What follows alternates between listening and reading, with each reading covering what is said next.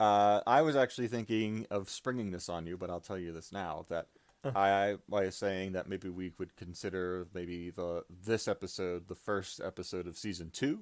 That last Ooh, episode would have been the wrap up of season 1. I would love that.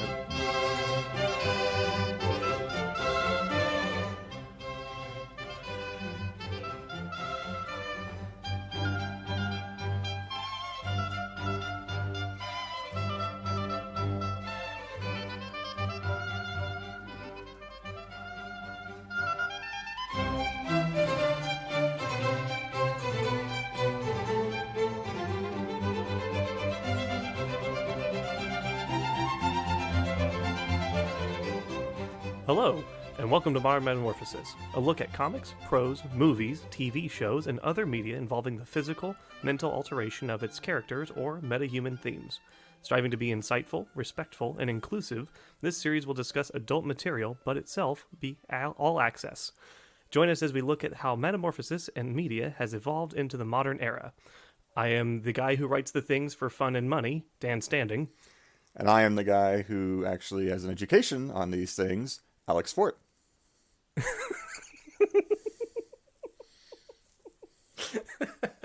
Man, that is hard. I can see how you have that stumble like at least once. You did very well though. I know you hitched on one thing, but overall that was a very clean read. Thank you. Yeah. It's almost as if I tried doing it for money. But yes, hi, I'm Alex Fort. And I'm Dan Standing, and this is what we have at the very kind of last moment and decided is season 2 of Modern Metamorphoses, the podcast that does all the things that my wonderful co-host there just spieled. Yes, thank you for joining us into season 2. It'd be fun to do an April Fool's thing, but unfortunately we come out on like the last Tuesday of the month, so it's a bit hard to do the first. Yeah, a little bit hard to do the first, and also we are like 7 episodes deep into a backlog here, so this might come out September? September? Yeah, I don't know. So I can't math. I'm not good at math. September Fool's Day? That'd be my birthday. Oh, happy birthday today. In September.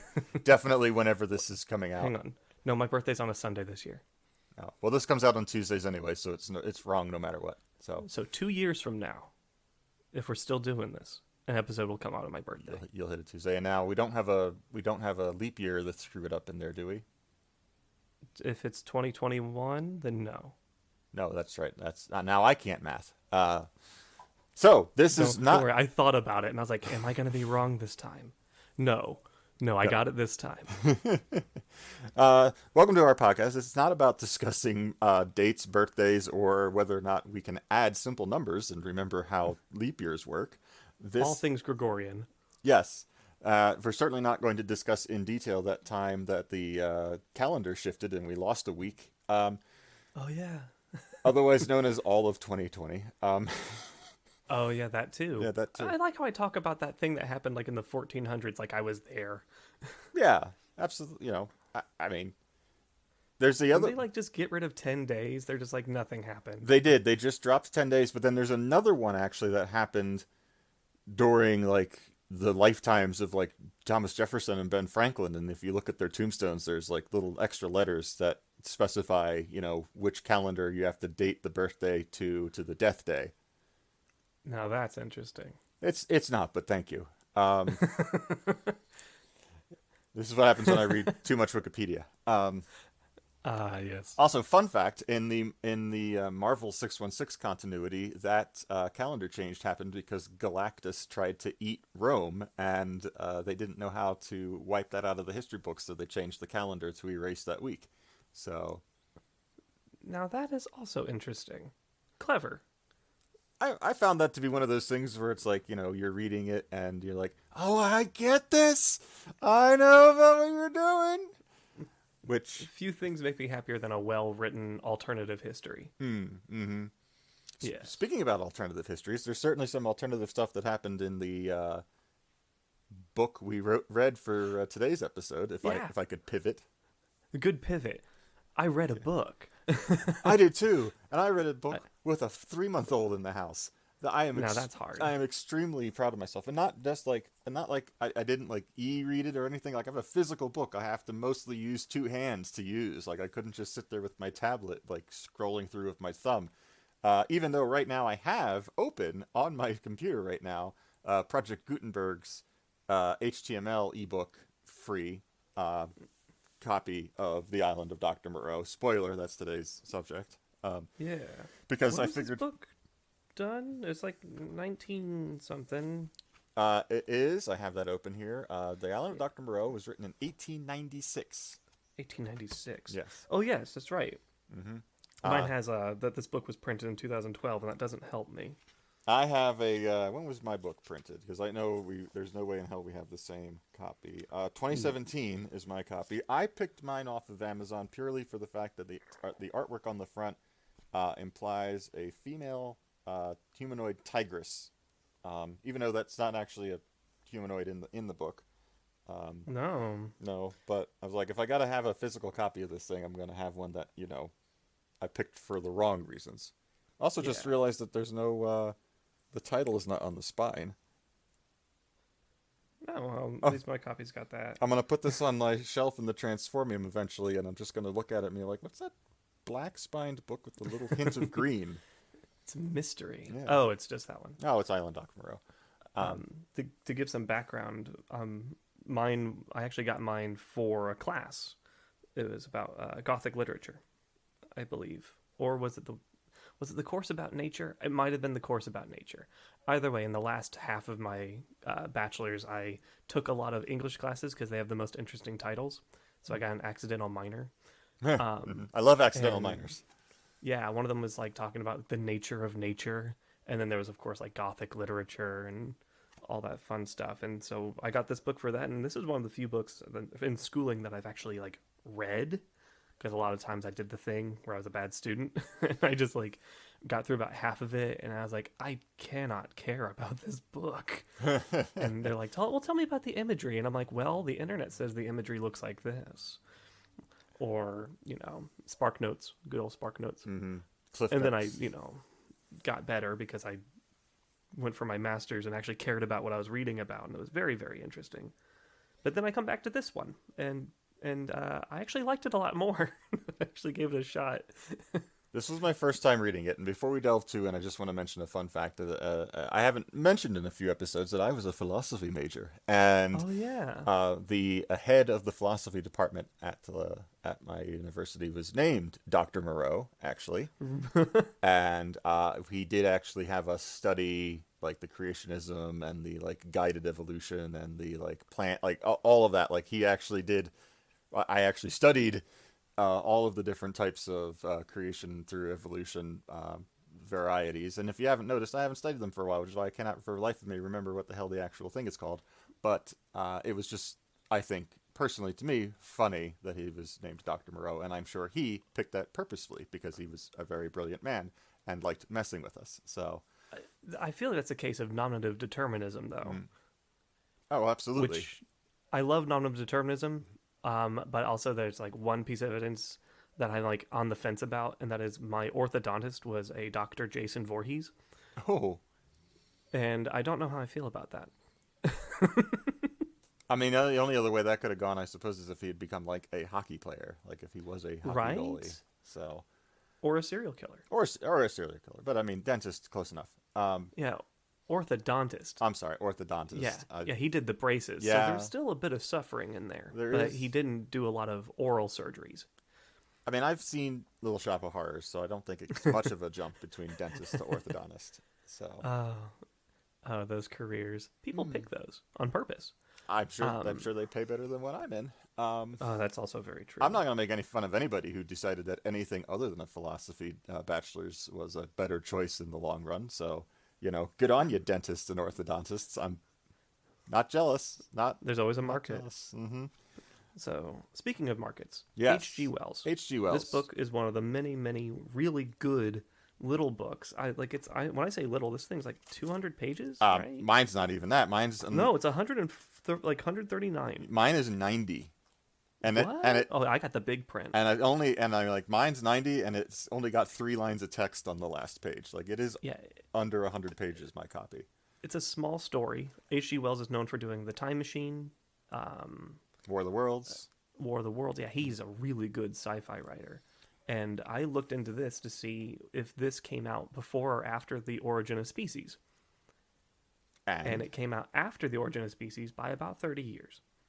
so probably influenced a little bit. I mean, for people who aren't aware, The Origin of Species is the one of the big books by Darwin. Darwin wrote like 4 books, but the one that everyone knows him for is The Origin of Species, where he detailed the different ways in which animals will evolve to be better suited to their environments, and he did this study in the Galapagos. Very famous. You should look into it. It's super interesting because a lot of times we just kind of know things like through cultural osmosis. And it's very interesting because there's lots of fun stories about like how some people liked Darwin and some people hated Darwin because they're like they did it in the old fashioned way where they got on a big ass boat and they like went across the ocean for like months to go to this small island. And like some of the biologists that he went with liked him and some of them thought he was just full of it. But then he came back to a very, very religious England and was like, yo, I think that nature is doing a lot more work than this big guy in the sky. And it turned all the heads. Like it was extremely controversial when it came out. And now it's still pretty controversial, but a lot of the scientific community is behind it because there's evidence to support it. But yeah, so it's not a surprise that, just a few decades later, people would be including a lot of the themes from his research in fiction. And this is like probably, I think, one of the biggest like contemporary pieces of that. I think, yeah, it certainly was at least the thing in our pop culture that has lasted the longest that is heavily based on that in some fashion. Like, actually, I feel like Wells pulls from a lot of things that were happening at the time, particularly vivisection, and there was some other evolving realms of medical advancement at that time as well. So I think he pulled from a couple places. Definitely, though, absolutely from Darwin. Fun fact, I have a lot of these this time, I guess. Ooh, I like that. If you'd like to see a very interesting portrayal of Darwin, he only shows up near the end of the movie, but I highly recommend you pick up Yahoo Serious's magnum opus, Young Einstein, and give that a watch. It's actually a pretty fun movie, and Darwin shows up near the end. That's fun. Has one of my favorite lines of the film, and I literally cannot share what it is because it spoils everything. So that's a bummer. I mean, I'll for those of you who don't mind being spoiled on Yahoo Serious's Young Einstein film, I will. Yeah. If you want to watch it, pause. Yeah, if you want to watch, just skip ahead 10 seconds. But no, so in the film, young Einstein, as played by Yahoo Serious, is trying to figure out how to put bubbles in beer. Beer does not have bubbles in it in this timeline. And, interesting. He discovers how to split the atom and put bubbles in beer, and it's a great film. And his scientific rival steals the process and is going to the scientific council to take credit for everything, and he's built this big machine to put the bubbles in beer, and because he's not as smart as Einstein, he doesn't know what he's doing, he accidentally creates an A-bomb, and it starts ticking down, and Darwin shows up with a little pet beagle, because joke, and for those that's the name of the ship. Beagle, yes, the HMS is the boat. Yep, and it's the head of the council as this machine is being presented, and once they realize that it is an atomic bomb that's going to go off in 2 minutes, everybody starts screaming and running and panicking and just complete chaos, and the guy who built this thing and is incapable of turning it off is just looks, and he sees Darwin up on his pulpit, and Darwin's just sitting there very calmly, he's just sitting there, he's just hanging out, and he runs up and he's like, what are we doing? What do we do? Tell me what to do. And Darwin looks at him and he's like, it's an atomic bomb. There's no place to go. And that's it. That's his line. But I'm just it's so That's good. Yeah, it's I'm also very, very reminded of the Carl Sagan quote. If in order to in order to make a cake, you must first like create the universe yes, or whatever. Like I'm trying to remember it's what the something quote similar actually to is. that. Yes. But like in order to carbonate beer, which is a process that happens in the process of making beer, it just happens. I can dig into it if you want. I won't. Uh, you must first split the atom. I mean, if it wasn't clear, Yahoo Serious's film Young Einstein, 'tis a silly film. Oh no, I picked up on that. Oh It was yes, just I the know. thing, like that little part of my brain is like, beer is beer because it. That's how a beer do. That's how beer happens. We don't put the bubbles in later. It's intrinsic to the process. Otherwise, it's just rotten oat water. That's true. Now it's just oatmeal flavored soda. Anywho, I don't like beer. I've discovered that I like beer because of the carbonation, actually, and I have Ah, recently just taken to soda water, and that gets me I can see the what you want. sensation of drinking it. Yeah, that I want. You know, that slight like I'm like hurting myself, and I feel like really cool drinking this thing that like literally makes me go, why the hell am I drinking this? This burns, but it's cold and it's fizzy. Yeah, it's an interesting mouthfeel. Yeah, but speaking of Okay. mouthfeels, the island of Dr. Moreau. Okay. I don't. Speaking of mouthfeels, there's also a movie. Don't watch the movie.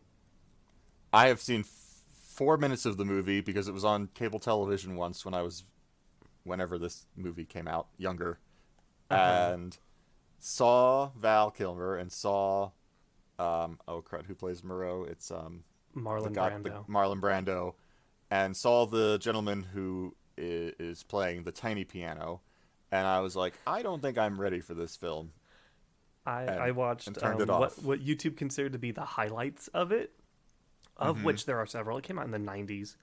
Um, it does not work well for reasons I can just state now. And one of them is it is set in the 90s as opposed to this book, which is set in the 1800s. And so the technological differences are incredibly apparent. And actually, the reason there's a lot of attention in the book is because of the technological advancement of the time. Of like, they don't have, they don't really have steamboats. Like, Mm-hmm. they still have to wait like months for a boat to show up. They have like simple revolvers, and so ammunition's limited, as opposed to everyone in the movie has Glocks. Hmm. Yeah, they're like, there's like Moreau's doing work with like tanks of fluid and like genetic stuff, as opposed to the much more graphic things he does in the book. And of course, it's late stage Marlon Brando, Yeah. so he's just hamming it up hardcore. But also, like, what? He's like got a skin condition or something Yeah, in he's the. extremely pale, and he wears like a one of those like old like when you think of in the Christmas Carol, the ghost of Christmas Past has like the wrap around his jaw and the top of his head, Mm-hmm. like that. He has that. Yeah. It's a very very weird take on something that could be very well done by like Guillermo del Toro. Yes. Oh, absolutely. I will say. And Oh, go ahead. I would say just don't watch it. It's really not worth it. Like I like Val Kilmer as the next guy, but you can just watch Batman and get your fill. Or Tombstone, an even better movie. Watch The Saint. Yeah, Like, there's a lots of good Val Kilmer things that are not the Island of Dr. Moreau. yeah. Give Val Kilmer, and I love the camp of Batman Forever. So I Hmm. will. I'm gonna back my boy Val Kilmer and Batman Forever there too. But Same. yeah, go watch something else with Val Kilmer in it. But I didn't watch the movie either at all. I read Oh the wait, there's book. another movie too. There's like one in like the '60s as well. I'm sure It's like a there's British. many actually. There's like a BBC one, and that one actually had stuff from the book in it, but it was also really hard to watch because it's from the '60s. Hey, there's some good stuff in the '60s that's still I would watchable. say, but like this is like BBC, like not Doctor Who level budget stuff. Okay. Yeah, it was a little hammy. I watched what YouTube described as the best scenes from it, and it's like, yeah, this is accurate. It just feels like a low budget like community theater production, and that's not. I'm not shitting on community theater. I'm just saying like for TV, it just doesn't look good. We've And we in our television expectations have moved forward. yes, even for the time, Charlie and the Chocolate Factory looked really, really good, and this did not. I see. Well, Yeah. let me say this. When I started reading the book, okay, so the island of Dr. Moreau suffers from a thing that I actually dislike when stories purposefully do it. But in this case, it's more of a issue of it being so, the concept of it being so well known in pop culture, whether or not you've read it. Because I had not read it before. I've not seen any of the movies. The most Dr. Moreau exposure I've ever had before reading this book is that he pops up very briefly in the second volume of The League of Extraordinary Gentlemen. Oh, I only saw the movie. The movie has its moments. I enjoyed the movie, not because it's good, but because I enjoyed the movie. Same. I have read a number of volumes of The League of Extraordinary Gentlemen comic. I'm not exhaustive in it, but I've read the first two volumes.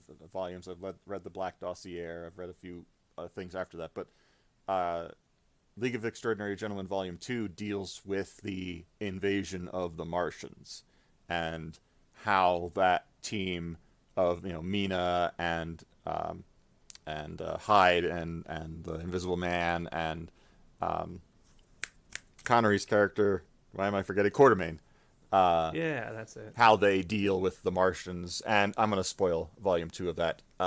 You know how the bacterium, the God's tiniest creations. The War of the Worlds thing. Yeah, in the actual book, it's the viruses and bacteria that take down the aliens, the Martians. That still happens in League of Extraordinary Volume 2, but it's because what they get killed off with is not just regular Earth stuff, because again, this has always bothered me about War of the Worlds. You've figured out space travel, but you haven't figured out how to, don't get the Earth germs on you. Like, maybe figure out what those are before you just go sputting around. Like, you're not in Prometheus, okay? I was wondering if you're gonna bring that up. This because isn't if you Alien. didn't, I was. This isn't Alien Covenant, okay? Like, Wear a helmet. Wear a filter helmet. Your water. But no, so in League of Extraordinary Volume 2, Mina and Quartermain are sent off and actually find out that M has hired Dr. Moreau to create a new virus to combine multiple types of viruses that they think will kill the Martians, and then they take that and they fire it into. Oh, they make a bioweapon. Yeah, they make a bioweapon, which also I think like kills everybody in Woking or something. Like it, there's a moment where like Quartermain like realizes that M, who is Mycroft Holmes, M is just gonna he's gonna kill the Martians, but anybody who hasn't gotten out of that area of England yet is also gonna die. And Mycroft's like, we gotta kill the Martians, like. The ends justify the means. Yeah.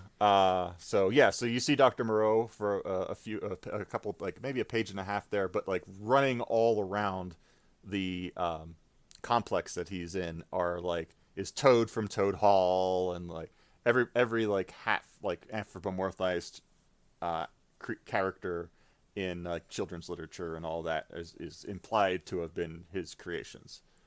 So interesting. right, but. To my point, that's all you knew. That's all I knew. But so, like, I have a huge problem when, like, you, the reader or the watcher or whomever, knows more about what's going on than the character that you're following does.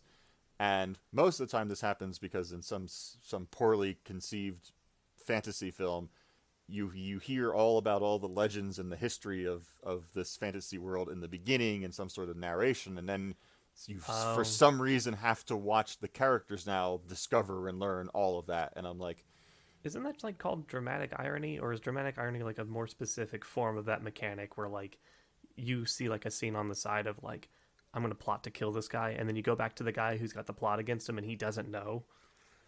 So it may or may not be called that. There's certainly a difference between, the drama of the audience knowing something's going to happen and the characters don't, versus we've You have learned. exposition and they don't have Yeah, exposition. exposition, because it goes back to the old. I think Hitchcock said if you have a Oh, dinner if yes. a dinner scene if you have a dinner scene and a bomb explodes and the audience doesn't know it's there, it's a surprise. If you have a dinner scene and the audience knows there's a time bomb under the table, it's drama, Yeah. or You can make suspense. a scene infinitely more suspenseful by showing people the bomb under the table. Right. So I don't mean something like that. What I mean is literally being told at the beginning, like, there is a magic sword, and once the characters get it, they'll be able to Oh, yeah. win, and you gotta It was spend. foretold. Yeah, it was foretold, and you gotta spend the first 30 minutes, 40 minutes watching these characters learn that thing. Like, they don't even know that thing that we've just been told. Um, It's anyway, great for kids, but I can see why you don't like that. yeah, it's very frustrating to me. So for me, the first half of the book, which is literally 45 pages in mine, where it's following our main character Pendrick. He ends up on the island, et cetera, and he's slowly kind of learning what's going on. I'm literally just sitting there like, yes, they're animal people. I get it. I know. Let's get to the next part of this story, please. Yeah. There's a lot of build up to like what everyone generally understands as like Dr. Moreau messed with animals. Mm-hmm. But like there's so much time spent of just like to walk you through the basic start of it. Pendrick is shipwrecked. Wait, And what? wait. Let me. Oh, no. Let me roll you It back a starts little bit. differently. It starts differently because it also states of my least favorite late 19th century uh, literature trope, which is, this is not my story. This is the blankety blank from my family member who blankety blanked, and they are now dead, and I have found the thing that they wrote all of this in, and now I am publishing it to you, dear reader, so that you may decide whether or not. And I'm like, okay, I've read John Carter. I've read almost every other thing from the late 1900s who that Oh yeah. is I going forgot to. that it wasn't even like this isn't even my tale. I just No, it's found it's it. Pendrick's like nephew or something that has found his diary that he is now publishing, and I'm sure it works really well for, because I think this was originally published, in pieces, in magazines. It's man, my brain. I have baby brain. I cannot think of it when it's a story told piece by piece in multiple periodicals over time. I don't know the name of that. It's a term, and I am annoyed that I can't think of it. Anyway, so I'm sure that works as a great framing device for something that is going to be published in parts. You're trying to get, fact. And if it's a novel and it's not, and if it always was a novel and that's not how it started off, then I'm just feeling wrong. But it just feels like that thing where it's like, this is It definitely how. has the feel it was published like in the weekly periodicals. Yeah. Um, so it starts with that. That's how it starts, and I immediately, again, not helping my like impatience of, can we please just get to where Pendrick understands what's happening so we can move on at the story. Was again me starting with that. Oh, good. So I guess I know Pendrick survives the tale because he had to come back with this stupid book that his nephew's now publishing. So Right. Yeah. But yeah, so he gets shipwrecked with like three other dudes. Like one drinks seawater, another one just like kills himself, and the other one like, they get into a kerfuffle and they fall off the boat or whatever. He gets picked up by this, I don't want to say a galleon, but it's like a shipping vessel, and there's like a drunk man what's the drunk man's name? Montgomery. Montgomery. Yeah, Montgomery, and has like a very ugly attendant. And there's like a bunch of animals on this boat, and the captain hates it Mm-hmm. to the point where like, you know what? I'm done with all this. Get off my boat. I didn't expect you to get here. Montgomery like convinced me to let you on. I don't like you. I don't like his ugly attendant. I don't like this puma and stuff. Get it out. And so yeah, they get kicked off the boat. Do they make it to the island? Yeah, Like on they that make one? it to the island. So one of the things that I thought was kind of funny about this is both the captain and Montgomery are both like, yeah, we were kind of back and forth on whether or not we should rescue you. Like, we really Yeah. were just going to let you go by. And We're Montgomery, gonna let you die. yeah. You don't want another person on the boat. Montgomery is almost like is almost implying that he just didn't have anything better to do and was tired of being but was tired of taking the captain's abuse basically, and wanted another human being that he could kind of like Yeah. have as It, company. it was not a good deed that he saved Pendrick. It was for his own just like comfort. And even then he was like, and I don't really know how I feel about it because I don't know you. I'll take care of you, but like you're better than what I've been around. Yeah, and I did it for me. you super owe me for this too. Like, Yes. yeah, you absolutely owe me for it. But yeah, so And he's like, where are we going? It's like, oh, we're going to an island. It's like, where? It's like, it's a bit off the map. It's fine. I love that it's literally a volcanic island too. Like, it's everything that you'd think a supervillain would have. It's like an unknown island. It's got a semi-active volcano, at least enough to It's have not hot on the springs. maps. Yeah, nobody wants to go to it. People ignore it even because they realize it's part of a volcanic formation, so they won't even recognize if there's like smoke signals going up for help. Like, Yeah. Perfect. yeah, Perfect setting. mm-hmm. It's cohesive. It adds drama. It just visual appeal. Love it. But yeah, they get dropped off on the island and they're unloading all these animals onto the beach, and the animals are being picked up by some of the ugliest people that Pendrick has ever seen.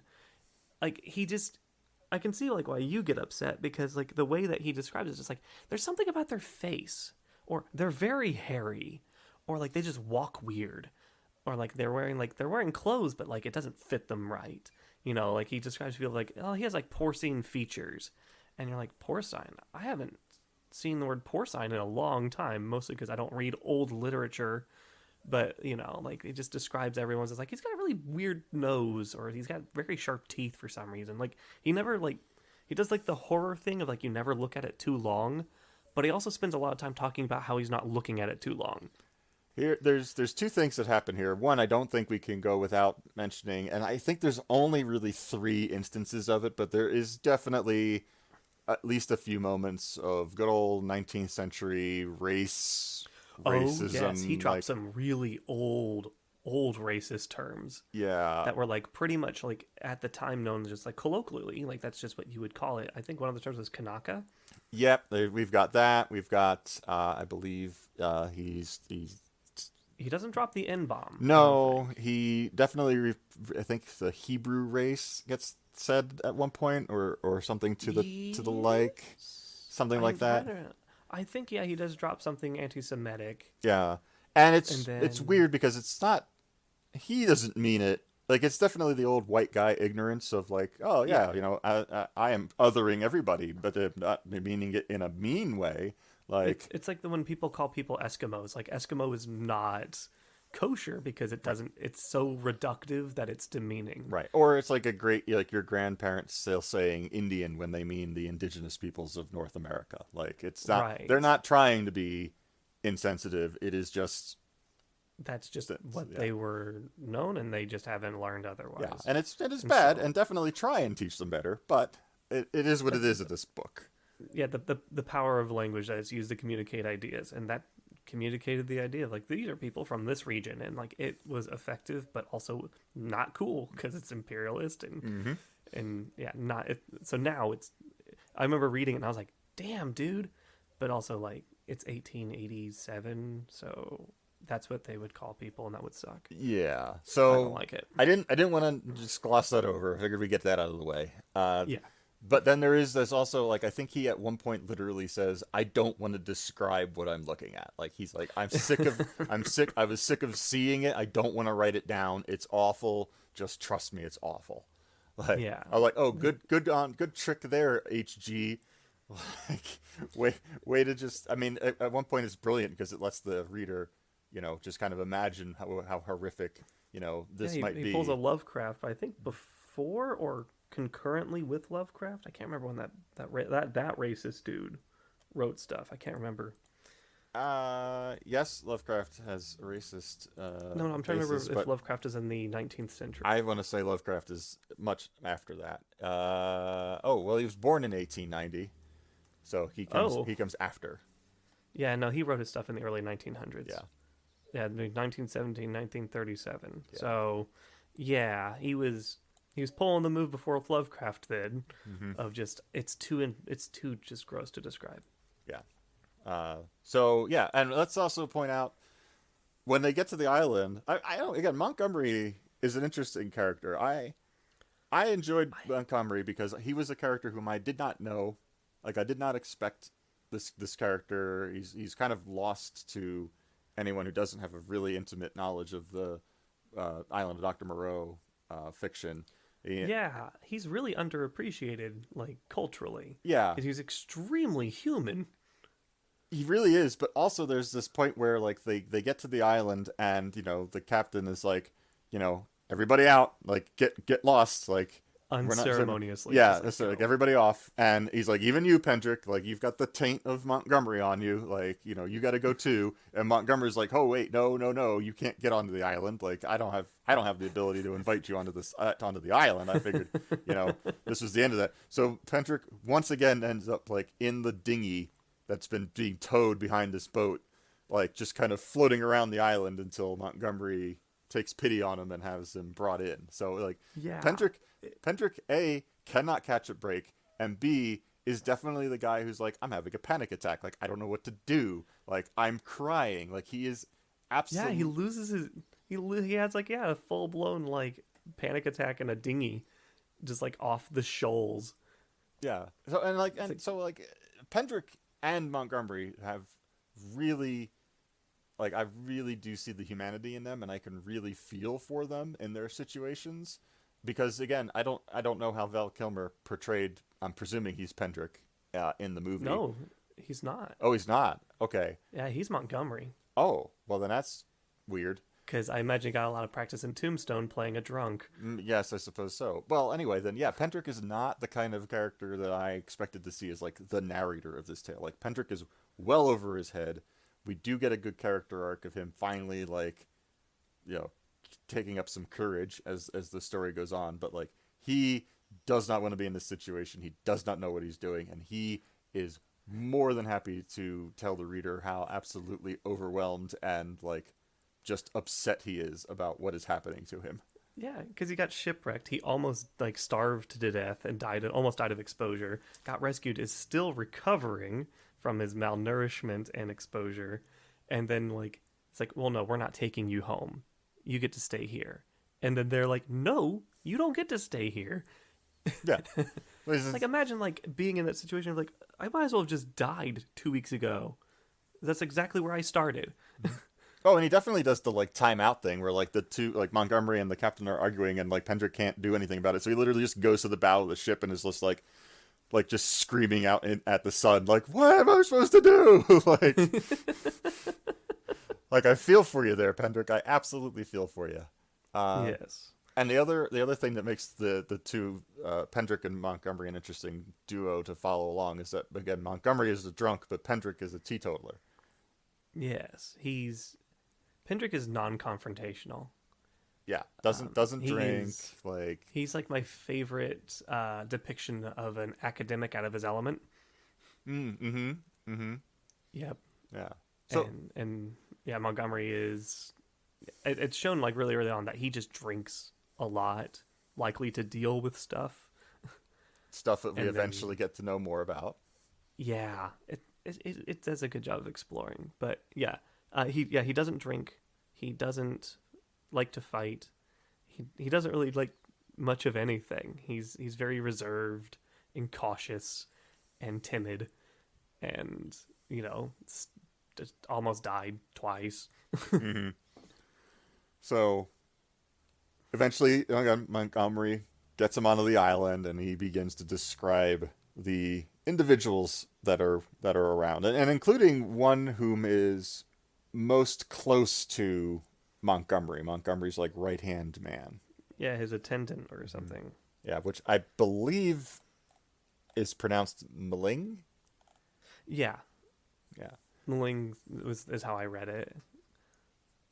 Because it does the same spelling conventions as Teal'c from Stargate. Oh, okay. There's like the T apostrophe, and then so it's like you just pronounce the letter, and then the next one just picks up. So, Mling. Now I want to go rewatch Stargate. Anyway, the series, because I know he's not in the movie. Yeah, SG-1 is so good. It is very good, but we'll get to that someday. So now Pendrick is kind of putzing around on this island, and I think I mentioned to you in the chat yesterday when we were talking about whether or not we were going to record yesterday, because again, I have baby, And parents plan, children laugh. If only that was what she was doing yesterday, was laughing. But anyway, If only. I sort of described this as the Island Adventure Tour, or no, Montgomery's Island Adventure Tour, occasionally featuring Dr. Moreau. Yeah. For the island of Dr. Moreau does not spend a lot of time on set. Like, he's not present for a lot of it. But I'm going to do the thing where, like, I feel like I understand what my English teacher was talking about, in the sense of, like, he is ever present thematically. Like, he may not, like, be, like, visible, but his influence on that island is always visible. I And was I like it. I was thinking about it like this. It's kind of like if you went to England expecting that you were just going to see the Queen around all the time. And no, you'll catch the Queen, you know, if you're looking for her. But you certainly feel the presence of the royal family. But the Queen is not going to be a main character in your island adventure of England, sort of thing. Yeah. Like, the influence is there. The culture is there. She is not there. She's got other things to do. As does good old Doc Moreau. Yes. And so, I know we're spending a lot of time, like, in the opening of this, but to be fair, like, half of this book is just setup. Mm-hmm. Half of this book is just, like, you know, like, the first, like, 3-4 chapters is just getting to the island, and then he's on the island, and since we're in Pendrick's point of view, he's just, like, getting acclimated, like, being, like, this technically unwelcome guest. Because, like, it's an island, so they have to get supplies delivered. And so it's like, it's Montgomery, it's Dr. Moreau, it's the other people putzing about. And then there's like, oh, well, there's another human being, so I guess we have to account for you. So we'll just find a room near the storeroom for you. Maybe you can sleep. We'll find out some way to ration out food for you. And, you know, do you want something to drink? No, I don't drink. Oh, come on. But yeah, eventually they. Oh yeah, and there's the ever present, like, horrifying noises on the other side of a door of the storeroom, right? Yes, so they make a point about this puma that's on the ship that brings them to the island, and it gets unloaded and taken into, what is essentially, you realize, Dr. Moreau's lab. And Yeah, it's what do they call it? They call it like a conservatory, or they have like a specific word for it. Yeah, they do. It's like they don't use the term facility or lab. They call it something else. Yeah, let me see. I got the ebook open here. Let me see if I can find it here. But I've got bookmarks in my physical copy, but they're way later when we actually talk about transformation. yeah, we're not quite there yet. But man, I skipped too far ahead now. The thing is that when I'm reading this on the like widescreen of my computer monitor, a chapter pretty much takes me 2 scrolls of the wheel to go through. Like, these are very short chapters. The enclosure. The enclosure, yes. Yep, they keep calling it an enclosure because the chapter is titled "The Locked Door." Mm-hmm. Yes, chapter 7. 5, 6, 7. Yep. And Because they're approached by the white-haired man. mm-hmm. Yeah, Dr. Moreau is elderly, but he has like this extremely powerful presence. He's also extremely powerful. Like, later on, like, he throws Pendrick aside. Like, Yeah, he's a strong boy. yeah. But we see Moreau sort of kind of in the distance. We don't really meet him yet, and he takes the puma into this locked area, and we kind of get to ride along with Pendrick and Montgomery as they listen to the most heart-wrenching, like, horrendous screams of just pain and misery as the thing gets worked on alive without painkiller. We know for a fact because Moreau says it later.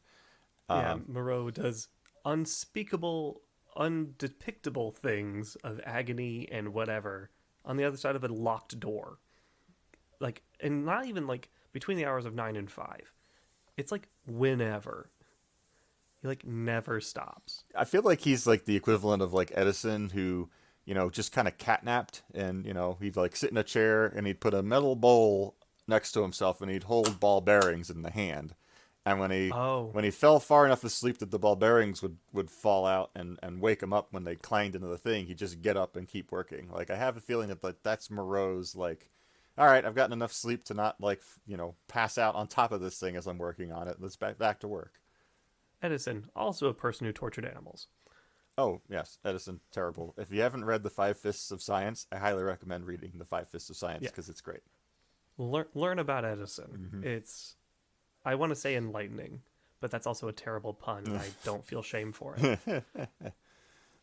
So yeah, he's doing unspeakable things with this puma, and we're just kind of like on the other side of the wall, and like Pendrick's going on and on about like, I can't sleep, I can't really find any peace because this noise is awful.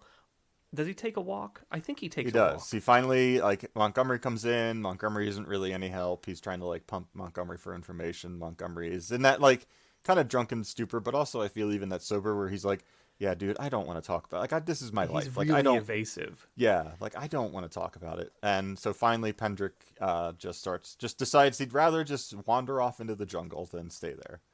It's the most like empowering thing he's done so far. Just like, you know what? I don't have to be here. I'm gonna go. And like Montgomery's like, I don't do that. And he's like, I'm going.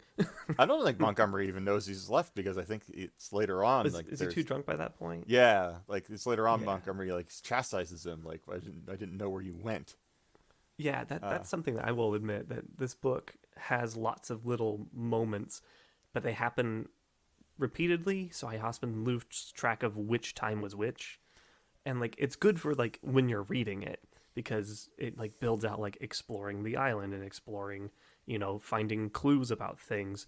But when you like think back on it, I was like, was this the first or the second time he went for a walk? Because the first time was uneventful, but the second time wasn't.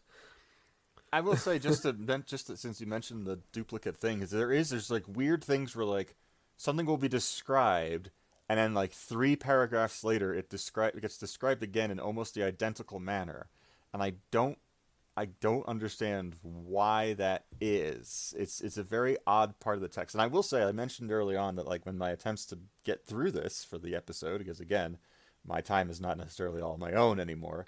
I had actually purchased a audiobook thinking, oh, I'll just listen to it. Well, that'll help. Yeah, it didn't.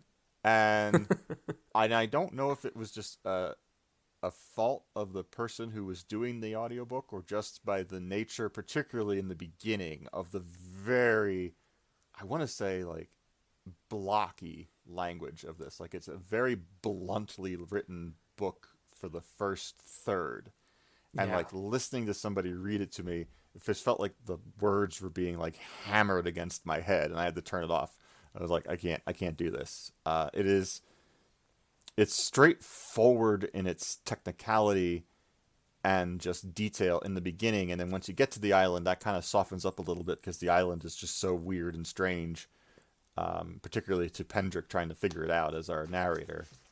But yeah, then things. I guess Pendrick's had a tough time. We don't know when he's written this tale because again, we can only take it as the narrative that he is telling us. My understanding is that he wrote it as like a memoir, like after everything happened. So yeah, I mean, I could suppose, I don't know how meta I want to give H.G. Wells to be, but either H.G. Wells forgot what he'd written 3 paragraphs earlier and nobody thought maybe I should edit H.G. Wells, or he's writing it in character of Pendrick being a little spotty on when things happened when. So, I think it's that one because H.G. Wells like wrote like a lot of stuff that's like pretty good, and it doesn't read like this. Okay. So I think he actually wrote this like as someone recalling something and like what they would fixate on. Like they'd be looking at like the greenery and like they think it moved, or then you like listen to the noises and like nothing happens. But then like you would look again, and like maybe see something new about it, but you don't. Mm-hmm. And like you feel a little bit of panic about it. It's for like it's not a horror book. It's not a suspenseful book, but it does a really good job of both of those things. Like it's not a thriller. Like it's not even like a Stephen King kind of thing. It's not a Lovecraft kind of thing. It's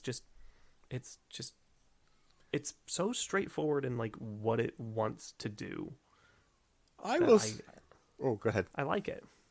I like it too, particularly once we get to our 3 solid pages of Dr. Moreau monologuing. But Oh yes, uh, which is like yeah, like 2/3 of the way through. so I'll say this though, again, because we have this stupid framing of this is the memoir of somebody, so therefore clearly they survived the tale. That takes a little bit of the suspense away for me. But given that I like Montgomery and I like Ling, and I don't know these characters and I don't know what their fate's going to be. There was for me, particularly as events escalate, this like sense of dread for me where I was like, oh man, how's Montgomery gonna handle this? Oh no, poor Mling, like what is gonna happen to him? Like, you know.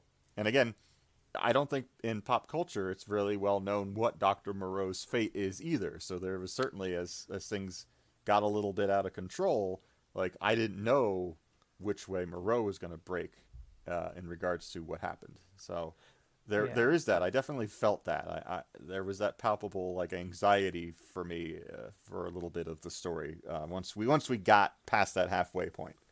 yeah. Should we just like jump to the point?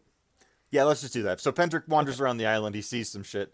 Um, he doesn't know what to He think sees of a it. lot of like people behaving like animals. Yes, and he comes to the conclusion that Moreau takes people and disfigures them in some sort of horrible experiment. Because Moreau is somebody who he also has heard of. Like Moreau is kind of Yes. this like weird, almost boogeyman back in England who had to leave because of horrible things he did. So like when he gets to the island and he realizes that that's that Moreau. Yes. The He's Moreau that got expelled from England for vivisection, yes. which to people who aren't aware, vivisection is the act of performing like very open surgery and removing stuff from people who are alive. Yes. So he kind of knows who Dr. Moreau is. That puts him off already. And then when he sees all of these people, and he starts to think, oh my God, Moreau is on this island, just like horrendously disfiguring people. And He turning them into animals. Yeah, he tries to run away. Moreau and Montgomery chase him down. He encounters more of the beast people. He doesn't know what they are yet Yes. in this process. And finally, Moreau and Montgomery are basically like, here are our guns. Take them. Let's have a talk. Yes, let's go have a talk and then see what you believe. And we finally get to Moreau explaining to Pendrick what is going on. Yes, I have it. I have it bookmarked, I believe. Like the talk of like all of his grand things about like his experiments and like the purpose of it. Um, where was that? Basically, yeah, he's upset with the way nature takes form of things, and he's like, I can make it better because he believes like the human is like the highest form of things, and he's like, why can't I just make everything this good? We've learned about genetics, we've learned about genes, we've learned about evolution. We can sit there and we can make these things better. And so yeah, he like disfigures animals to look like people, and he like brainwashes them to think that they're human, and he like imposes laws. Like earlier we missed the speaker of the law, but we can bring that up. um but like he imposes laws, and he imposes like a form of religion on them in order to like humanize them, and then he lets them go and have their own society on the island, and then he brings more animals in on the boat, and he turns those things into humans, and so on and so forth. That's like his grand vision, is to elevate other things to our position, and therefore he can be God. Yeah, although it's not quite as nice as you made it sound. First of all, I want to point out something. I've just grabbed the words from the chapter literally called Dr. Moreau Explains, chapter 14, literally called that. And while he does not speak exclusively throughout this chapter, he is 95% this chapter is Moreau monologuing all of that, and this chapter is nearly 4,000 words long, and much of that is Moreau. So it is, I would say, easily a 3,000 word monologue, mostly monologue that Dr. Moreau has explaining everything that's been going on. It's really, really investing. It's like Yeah. really cool. It's really cool. Like Wells clearly tried to like come up with something that he could sell. He talks about different experiments, which I'm sure at the time actually did occur, like chopping off the tip of a rat's tail and like sewing it onto the nose, things that I 100% believe people were doing in the 1800s. And the thing though is that Moreau uh, is he lets these beasts go when he realizes like the artists, when you've drawn a picture and at first you look at it and you're like, oh, this is really great, and then you come back to it and you're like, oh man, now I see all the flaws. um, that's kind of Moreau with the beast people. Like he every time he makes one, he's like, oh man, I've definitely like achieved a new level here. I've done such a great job of achieving my art. And he like goes away and he comes back and then he keeps seeing like all the little things that still make them, like the length of the legs in comparison to the torsos, the way the hands work, like the slouching, like everything that makes them not quite to his ideal Aristotle's like world of the ideal human sort of thing.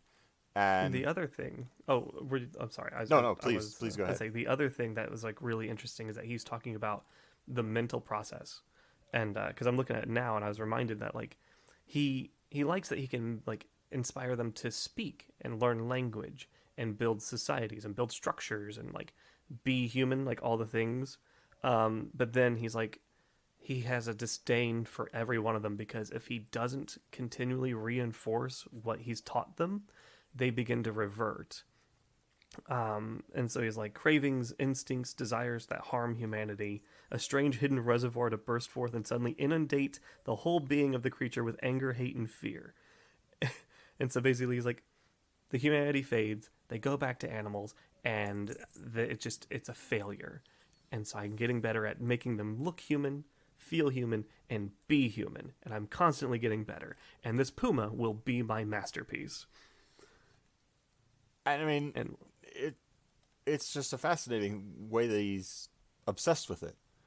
Um, yeah, but he's also, made a whole island for it. yeah, but also this like human like aspect of like I haven't achieved what I'm trying to achieve yet. So there's two things that I think is really really interesting about what he's going on is that he mentions that like, you know, humanity like evolution has had 10,000 years, or whatever, to get humans right. I've only been working at this for a decade. I feel like I've still make good progress compared to evolution. Like like If he's you look a at the length of the race, I'm doing great. yeah, he's like, oh, I you know, I'm dissatisfied with where I am. Oh wait, here it is. After all, what is 10 years? Men have been 100,000 in the making. Like, he's like Yeah. definitely that. Like, yeah, I feel like I'm doing pretty good, all things considered. But yeah, he does cast them off though, because his literal hypnosis, his mind control over them, uh, is imperfect, and he even talks about like eventually because he is using animal flesh, not necessarily all from the same animal. They talk about that there's a couple of chimeras here of like boar and dog and here and there. Eventually the flesh just wants to be what it was, and it never quite gets there, but it certainly pulls them away from that human form. Um, It, it's a good moment because it makes you question whether he is directly antagonistic or just like an immoral person.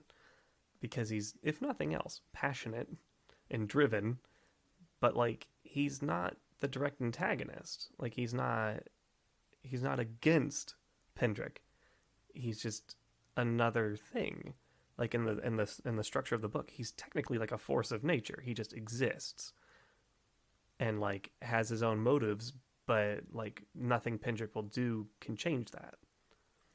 yeah, it's this odd balance that's played with Moreau because on one hand, he talks about how like he has no concern for like pain, like he thinks that pain is just Well, it's a evolve. it's a measure of will. He like Yeah, stabs himself. yeah, he's absolutely like, yeah, whatever, pain. He's like, I don't care about pain. And that's a monstrous thing. Like he has no, like he talks about how like the animals don't have a concept of mortality basically. So therefore, pain being something that is supposed to indicate a threat to your mortality shouldn't really hold sway over what I do to an animal.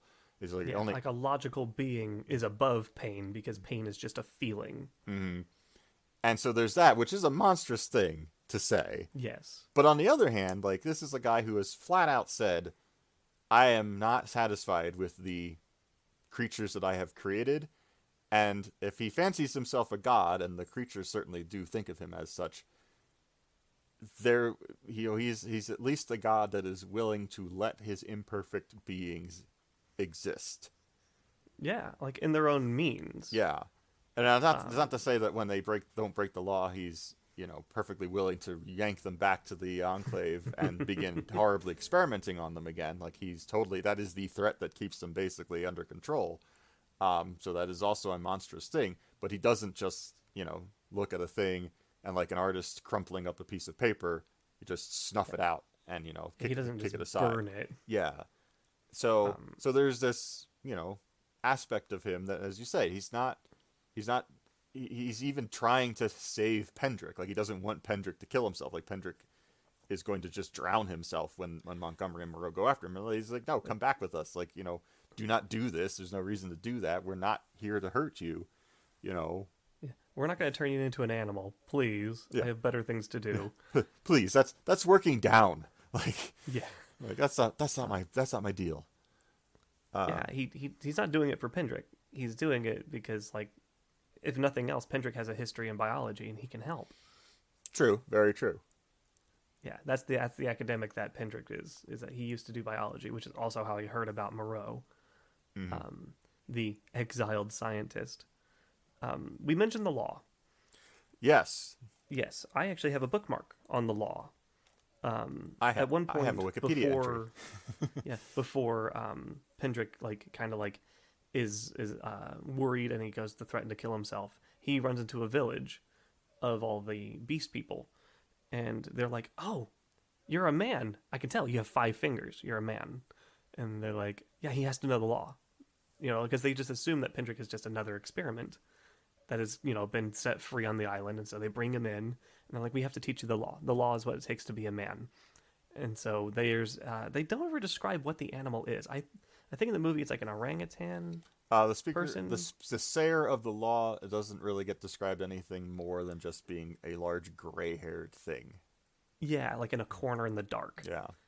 And so when I saw the previews on the YouTube videos, I thought Marlon Brando was the sayer of the law because he's very pale, but he also has no hair. He just looks like he's bald and pale and strapped up weird. But nah, he's Moreau.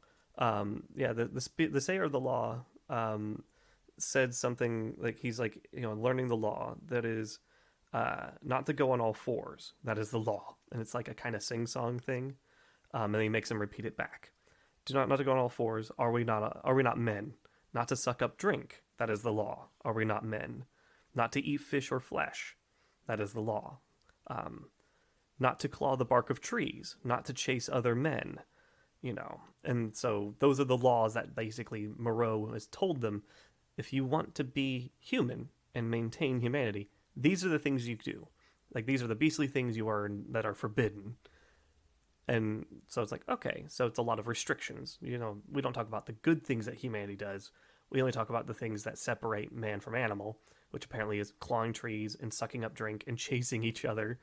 And then there's one other one actually that they mention, but they don't have, like, we don't get the, like, what the actual literal thing that they chant. He doesn't give us the chant for it, but it's also monogamy. There is marriage and monogamy in this that has been put upon it, and there are at least 2 somewhat subtle instances where Pendrick is like, yeah, that part's not being followed right now. Like there's definitely, because there's a 1-to-3 ratio of female experiments to male experiments, right? And they are capable of breeding, and they make some weird chimeric babies. No. The babies is that right? The babies are whatever that part of the animal is, like they come out however that part of the animal would be. What were the chimeric babies then? Well, he takes them and then he turns them into Okay. The little bald creatures that run around the island, like that are like there's rabbits running around the island, and then these other little things that Sloth things. yeah Yeah. that I Moreau forgot cooks. about like I guess I missed like in the reading of like when that happened. I thought I just assumed that like they made weird babies because he did weird things to people No, that's the thing and that I animals. found really interesting about this is that there it isn't implied that what Moreau is doing impacts generationally, that there's no genetic passing of it. And I think that's another thing that Moreau is put off by, is that he can create something that looks like a human, but it still can't progenate. It still just makes animals. Yeah, it still makes animals. Um, yeah. And then it goes on to the next bit, which is talking about him. The animals refer to him as him. His is the house of pain. His is the hand that makes. His is the hand that wounds, and his is the hand that heals. His is the lightning flash. His is the deep salt sea. His are the stars in the sky. And so, yeah, he basically is like, you. This is what it takes to be human, and I am God. Yeah. And you will treat me as such. You will respect me as such, and you will fear me as such. I think they also And refer to him and Montgomery as the whip holders. yes, he who holds the whip. Mm. He who has the flash that hurts, the lightning that hurts. What was it? I don't remember, but I'm presuming that's the How do they gun. refer to guns? Yeah, it's the gun. Yeah, I think it's the flash that hurts.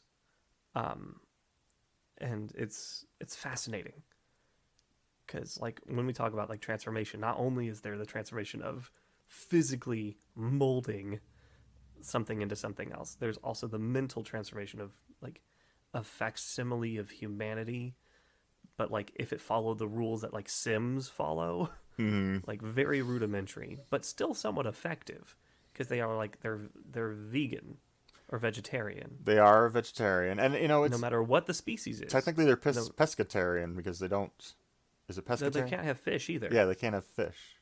Yeah, no fish or flesh. So yeah, I think they're just straight up vegetarian. Vegetarian. Sorry, yeah, I got that mixed Yeah, up. they eat fruit and veggies, and they have to drink out of cups, or at least out of their hands. Hmm. Yeah, and they no territorial marking. Like it's all very like the things that H.G. Wells decided were like because like what we our people argue that separates humanity from animals is like fire and like nacho cheese. Because like animals can do other stuff. We're learning that animals are learning how to do fire as well, but not in the same way. We do ironworking, we do all this, and so like he's like the it's a lot of like very basic daily behaviors. He doesn't talk about like don't poop where you eat, right? It's a Yeah. pretty basic rule because there's animals that do that, and I don't respect them. Hmm. But he focuses on the daily rituals of like how to walk, how to eat, like how to be with each other, and I find that very fascinating. Of like that's what it takes to turn an animal into a person. They have to understand, and no, they don't even have to understand. They just have to follow the law, or else he takes them to the house of pain and he re-educates them. Yeah, it's an interesting thing here because and if we could, we haven't done our cause process impact yet, so let's kind of Right. touch on that at least to keep thematic.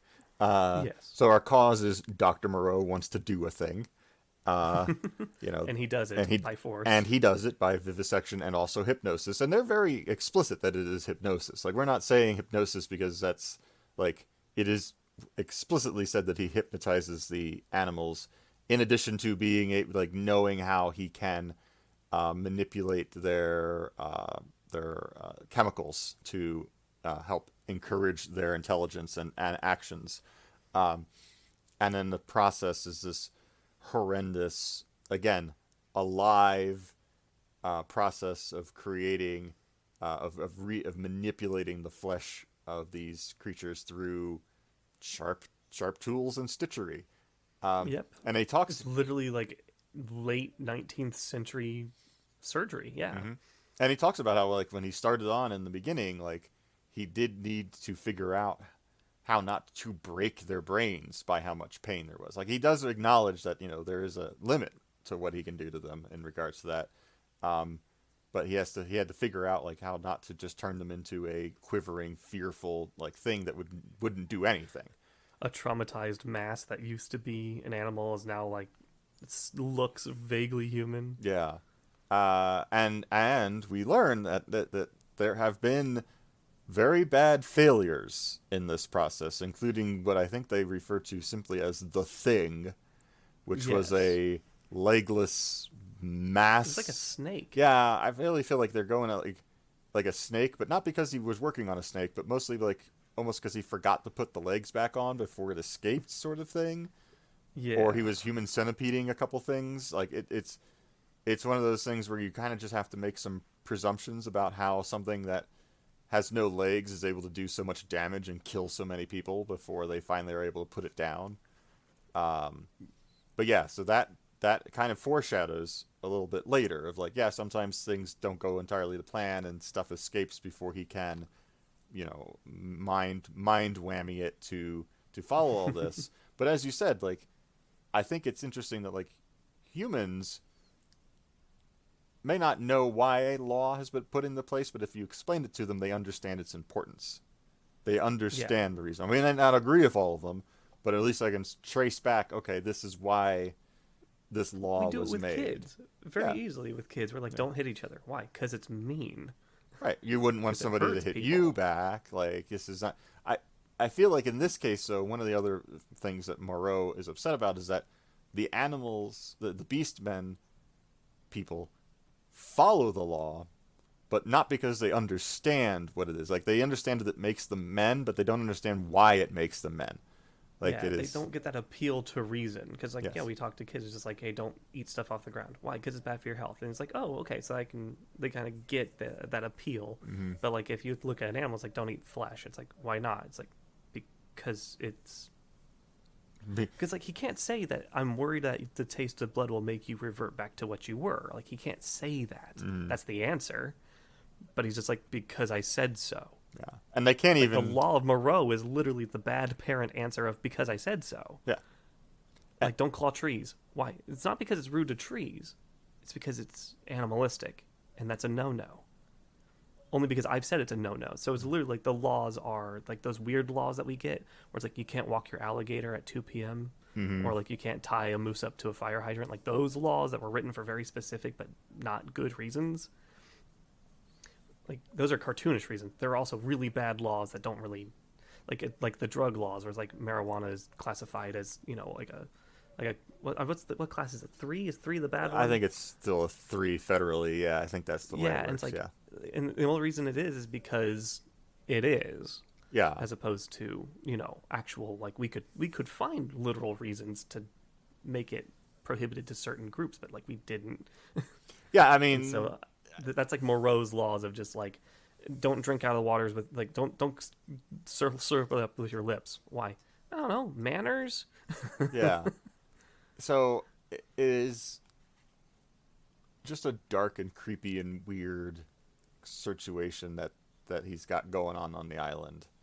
And Pendrick is like, okay, I believe that I'm not at risk from you, but like he definitely doesn't necessarily know how well he feels himself safe surrounded by, the denizens of the island. I just realized that this book is basically a really, really weird take on Animal Crossing. Yeah, this certainly the Switch version of Animal Crossing. Welcome to New Horizons, where you get an island full of half of anthropomorphized animals and strange rules and capitalism. Does that make Gulliver Pendrick because he keeps washing up on the island? Or I don't even know anymore. My brain was just like, this is like Animal Crossing, but if it was scary. I mean, now I want to go redo my island. Dress up like Dr. Moreau. Yeah. Give the gifts. You do because Nook's law says so. Yes. His is the hand that crafts. Yeah. So does that make what's her face Montgomery? Are you talking about Isabel? Isabel Montgomery. She does drink a lot of coffee. I think we're onto something. Oh man. I'm gonna call Miyamoto. We're gonna get this figured out. I look forward to hearing the results of that. To To go back to what we to were go back talking to what we about. were doing, shortly after we get our Moreau monologue, our Moreau-logue, if you will, Nice. things go wrong. Yes, because something has to happen. There's been a lot of near misses with Pendrick on the island where like he gets chased by something and it's like a jaguar person, It's either a jaguar or a cheetah person or something but like it's not a that. puma because No, the a puma's leopard still man. on It's the the leopard man. leopard. Leopard Thank man you. chases him, and he tells Moreau he thinks the leopard man killed a rabbit, which is of course a breaking of the law. That's a no-no. What's that? That's a no-no. Yeah. So they Can't be doing go. that. They go and they hunt down the leopard man, and They blow the horn.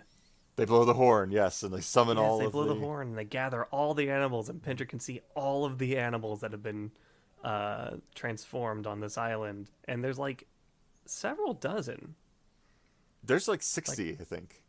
yeah, I think there's quite a few. Hmm. And like, even like the leopard man is there, and Moreau's sitting there with a whip, and he's like, all right, which one of you broke the law?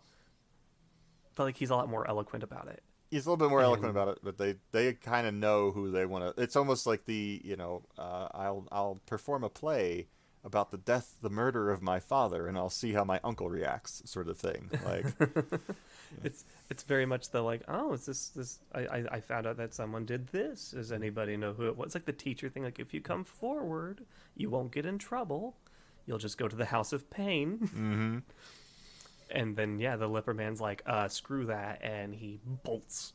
And it's a chase and a fight, and there's dogs because he doesn't transform the bloodhounds. He uses those for bloodhounds. Mm-hmm. And eventually, yeah, they corner the leopard man on the beach, and they just like Pendrick like, shoots it, right? So Pendrick realizes what Moreau will do if he takes the Puma Man back. He's gonna experiment on him again and just be completely horrendous to him. So Pendrick shoots him in the head as an act of mercy to save him from going back to the House of Pain. And I don't think it is here that the phrase is used. I think it's used later. But I do want to point out that a turn of phrase that I didn't realize was as old as it was shows up in this book as in a sort of flippant moment, which is, and I'm seeing if I can find it, which is definitely blow his brains out. Yeah, that I thought that was like a '80s thing. That Here it sounds is. very much like it was invented by the Terminator movies, but It's it's not. the wretched thing was injured so dreadful that in mercy I blew its brains out at once. Is the phrase, and I think it is when he's killing the leopard man. But I was Yeah, like, blew its brains out. Wow. Okay. All right. that's a 19th century expression. Mm-hmm. Did not expect that. No. So yeah, this doesn't go over terribly well with Moreau Yeah. and the Beast People are a little bit off put by Yes, everything. the Beast People get very, very confused. Mm-hmm. Because I think this is the moment where like Moreau and Pendrick have a bit of a spat, and Pendrick is just like, "Why do you follow this guy? He's human. He's no better than you." Like he like starts instilling doubt, and Moreau's like, "Dude, are you serious? Shut up!" Even And Montgomery's like going, no, guy, Pendrick, I vouched for you. like, Come on. and they're like, they're the men with the whips, and so they're like, "Pendrick, are you the? You cry a lot, but like, are you? You also have the fire that kills. That's it, the fire that kills." Mm. You have the fire that kills. Are you also one that holds the whip, or are you someone like they're trying to classify it because again they're animals, and so it's in their head is like, well, you're not a beast, you're not one of us. Mm. Are you one of them? Should we be afraid of you? Do we respect you? What are you? And Penny's like, I don't know. I can't take the pressure of labels. Yeah, I'm out of here. don't label me. Yeah, Moreau's an asshole. I'm out of here. Yeah. So he basically goes back to his room to sulk though, because again, island. And he doesn't want to be there anymore. Yeah. And then things go really bad. Oh yes. So very bad. So we had the kind of foreshadowing earlier of the whole, like, every once in a while a thing escapes and we got to deal with it, and sometimes a lot of things die. And the Puma woman that Moreau is still, like, working on, like, has not finished.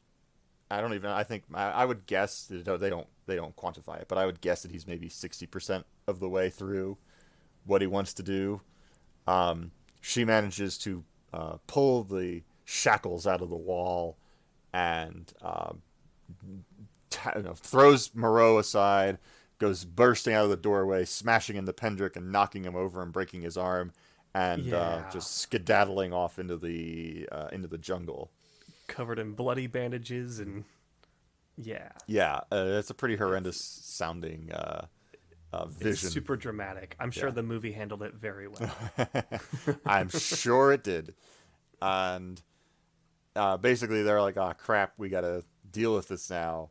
And like Moreau grabs a gun and just bolts into the forest. Montgomery sets Pendrick's arm because I imagine like Pendrick like standing up almost and like being like, "What's going on?" and like the arm like just kind of limply like falling over and being like, "Oh, what?" Yeah, because he's in the shock of it, so he's just like, "Oh, this is probably bad, huh?" So, Yep. so Montgomery does up his arm, and then Montgomery and Maling, who, if we haven't been clear, Maling is probably the most successful beast man that Who we've was a seen. dog? Yes, was a dog. And so he and Montgomery go off to help Moreau track down the Puma Woman, and Pendrick just kind of putzes about, like, okay, I guess I'll stay here then.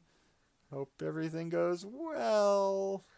Yeah, because it's like the weird thing of like he doesn't want to help Moreau because he's still like not over that, clearly, obviously, and for good reason. And like he doesn't really care about the Puma either because like, so he just kind of is for a bit, Yeah. but like and like for a bit it's like half a day.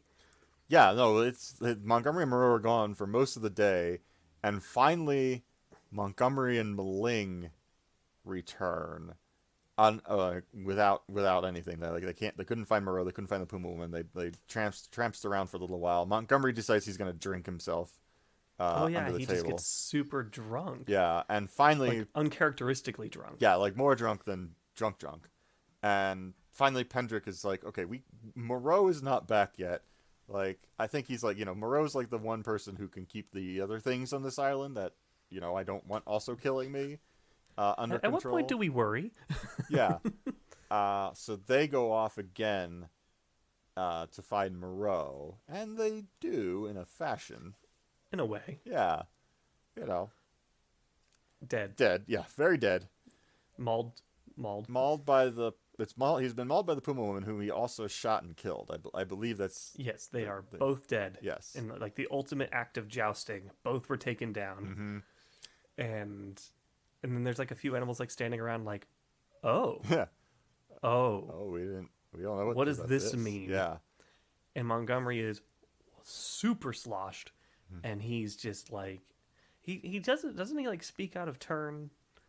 Or am I Well, I'm trying Pendrick... to remember, like, So Pendrick sees that Moreau is dead, sees that the animals are like, oh, what does this mean? Like, what does this mean for the law? Like, he is putting together, like, yeah, what he's is the stars in the sky. Yeah. His is the hand that hurts, but his hand ain't doing anything right now. And so Pendrick basically pulls, if you've seen the invention of lying, Pendrick basically pulls an invention of lying where he's like, oh, he just left his physical form here. He's totally still here. He's just up, in a different form, watching all of us, in a different form. Like, he just left that old shell here, and he's looking down and watching all of us. And if you're not careful, he's gonna come back and do a thing, continue on with this. And Montgomery is at that point like, the hell are you talking about? He's dead. Like, look, like he like almost like half of like kicks him.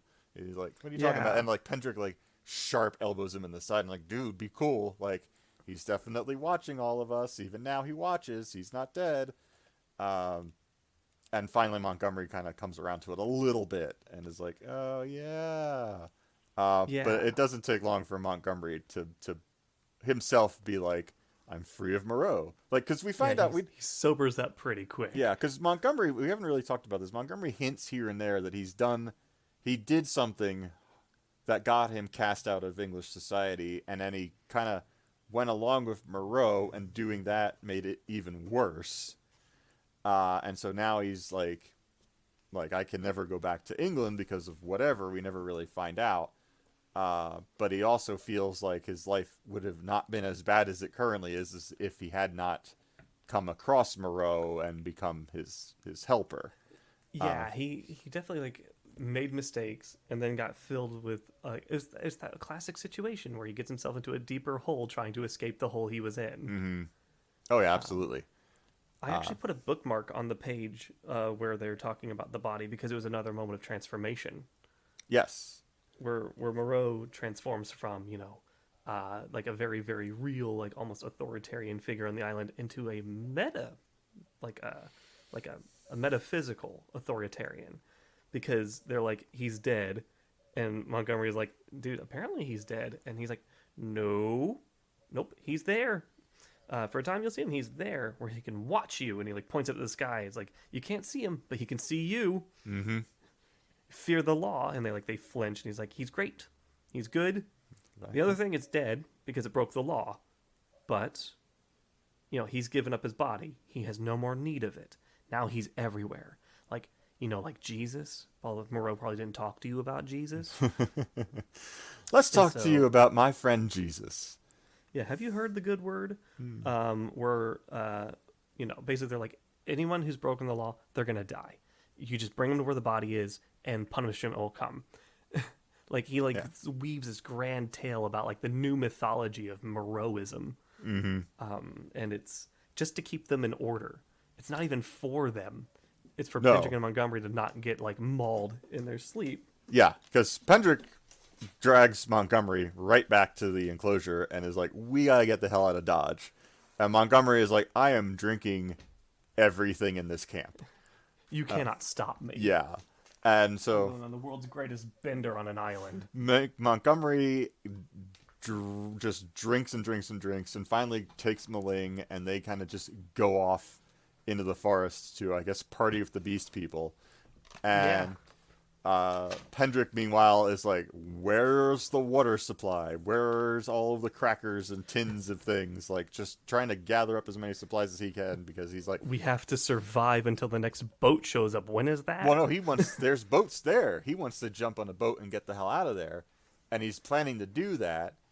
And then while he is getting supplies, he hears Montgomery and a bunch of beast people come back, and like there's a bunch of ruckus on the beach, and all of a sudden there's a bonfire, and Pendrick is like, I wonder where they got the wood for that from.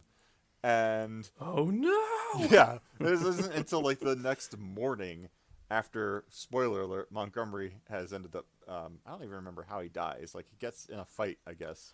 Yes, because he starts giving alcohol to the other animals. Oh, that's right. Yes, he thinks and that's they get the like solution. really riled up. He's like, and then he's like, "What's more human than alcohol? Yeah. We've been good friends for thousands of years. Like I know why what not? It is. Yes, let's enlighten them." The one thing that Moreau could not find the solution to, I have figured out. Let's get them drunk. And then they do. Yeah. And then they get real riled up and they kill him because he doesn't give them more. Mm-hmm. And then Maling, I think, is also slain at that point as well. Is that the point where he gets slain? Yeah, I think they both die at the same time. I remember a point where he just reverted for a long time. So there's another dog person. Oh, there's another. Yes. We will get to him in a second. That's right. Yeah, though the Maling is mauled as well. Yeah. So Pendrick goes down to the beach, sees the remains of the bonfire, sees the dead bodies, realizes that the boats are what they use to break up and make the bonfires out of. Also, Pendrick didn't realize that an oil lamp got knocked off a table while he was inside, and turns around to see that the entire enclosure is also on fire. Because he hears a gunshot on the beach, so he rushes out. Mm-hmm. And then knocks over an oil lamp and burns down the storage room and the rest of the enclosure. Yeah, so he's totally out of luck now. He had bad luck before. Mm-hmm. Then there was a spot of decent luck. Mm-hmm. And now it's bad again because now he's a broken arm and he's worse than he started. Yeah. So he sort of finally grows a spine. And I don't want to say that because that's actually a kind of toxic masculinity thing. Because I actually think Pendrick is a pretty good guy this whole time. I don't really want to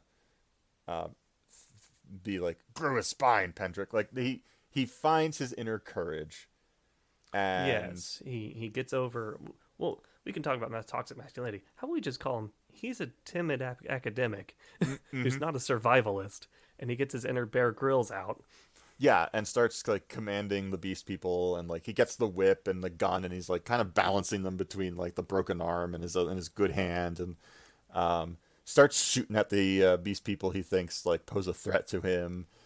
And And usually it's the carnivorous ones, yeah, like the boar, there's a boar man that he's concerned about, and because the boar man's like stalking him, mm-hmm, and then there's like the other beasts of prey that are like generally not cool, but the other animals like the herbivore animals are getting less cool by the day. yeah, and so Pendrick goes. Pardon me, hold on. Ah, Hmm. okay, so Pendrick goes to the beast people's camp and is like, I'm gonna chill here with you guys to show that I'm not afraid of you. And also, Uh, you have food. and also you have food. He kind of barricades himself in one of the tents, and then wakes up the next morning to find the barricade's been taken down, and that a like dog beast person is like sleeping next to him to protect him. And Yeah, this dog beast person basically says to him, "Look, I know Moreau is not is not watching us. Like I've figured out that that's not real, but I believe in you, and I think you're gonna kill a bunch of people, and I would rather be at the right hand of the devil than in his path." exactly. So he becomes Pendrick's Like a buddy guard for a dog. while. Yeah, his guard dog. And at that point, we kind of become Castaway. Castaway, but with the very real and looming threat of animals on the island, Yeah. So Pendrick is slowly malformed animals. not great situation to be in, because he's like, okay, I'm gonna try and figure out how to make a raft, and of course he doesn't know how to make a raft, so he spends a long time like doing trial and error, and then in fact at one point he realizes it wasn't a great idea to make the raft like half a mile from the beach, and in the process of dragging the raft to the beach, the raft breaks up into little pieces, and he's like, well, I guess it was a good idea that I didn't just get on it in the water, since it was clearly not that well made.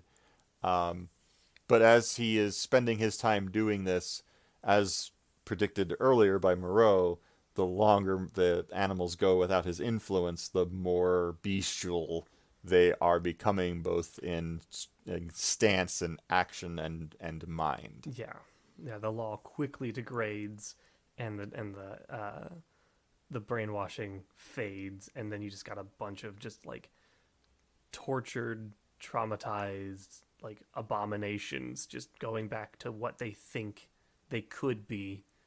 Yeah. Which, Also, again, which is why I want Guillermo del Toro to do this, because imagine like a pig that has been made to have the skeletal structure of a human going back to doing pig things, and like, but like we've heard about like furry conventions and stuff, but like imagine if it looked very very real as opposed to cool like furry aesthetic that's adorable.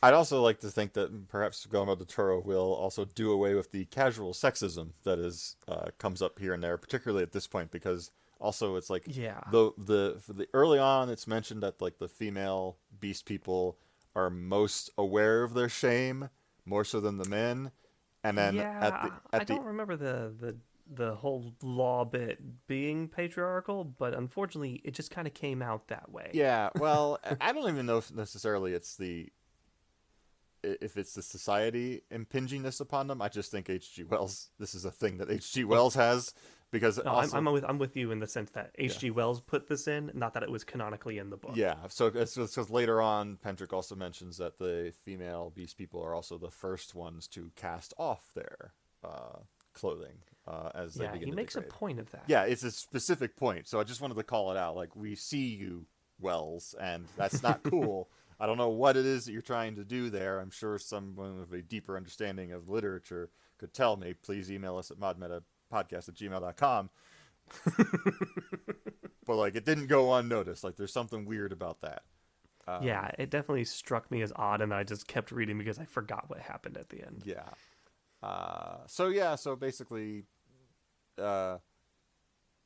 Pendrick doesn't even save himself, really. There's another ship that comes by that like randomly maroons people Yeah, in a he rowboat. sees he sees a big boat going along the island, and then he sees like one of the rowboat, like it's not a skiff. Yeah, he sees like one of the side boats coming towards the island, and then he like perfect, and he goes to get to it, and there's just corpses in it. Yeah, there's just dead people in it, and I'm like, I don't know what the hell this is about. Like, what is going on here? But whatever. Yeah, he pulls the bodies out, but as he's doing that, like all the feral beast people start to kind of show up on the shores, and clearly are like, food, huh?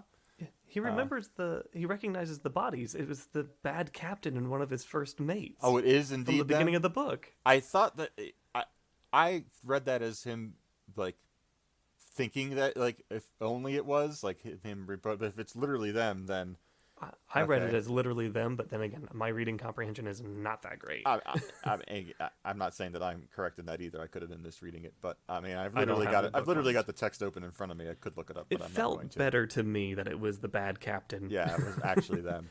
And it's Um, like, oh, hey, it's the same boat. It's like poetry. It rhymes. mhm. But he gets in the boat with pretty much uh, with nothing to sustain himself in because No he's provisions. yeah, because It's he's just him driving what is a big boat, yeah away, and leaving eventually the animals on the island. yeah, and he gets picked up Yeah. eventually. He's on the sea for like not even all that long, like a week or something. Hmm. And then like another boat comes upon him and he's like, "Yo, I want off this boat." And they're like, "Great. We're going to like San Francisco." And he's like, "Yes, please. I don't Yeah, care. Anywhere. anywhere. I've been here for like I think a year. It sucks." Yeah. And he gets back to civilization, and of course he knows nobody's going to believe him.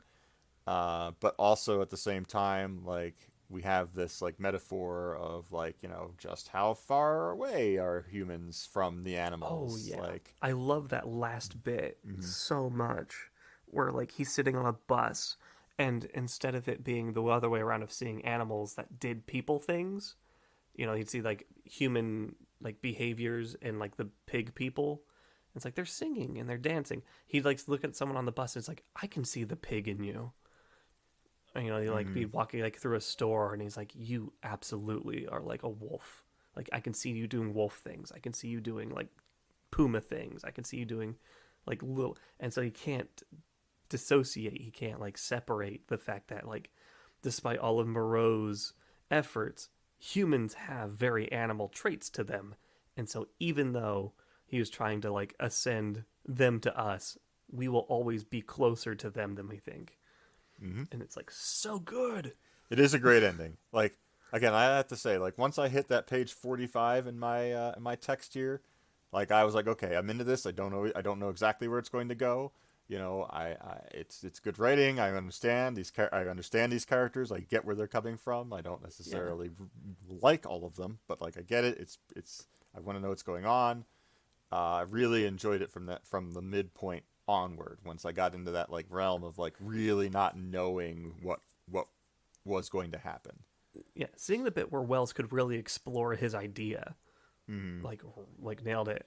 Doesn't the book end where he goes to back to England or Germany and he sees a therapist, like a psychotherapist, to talk about his endeavors, and they're like, "You need to write this down." Cause like I don't believe you because this is the most far fetched thing, but like you should just probably write it down, and that's what we're reading.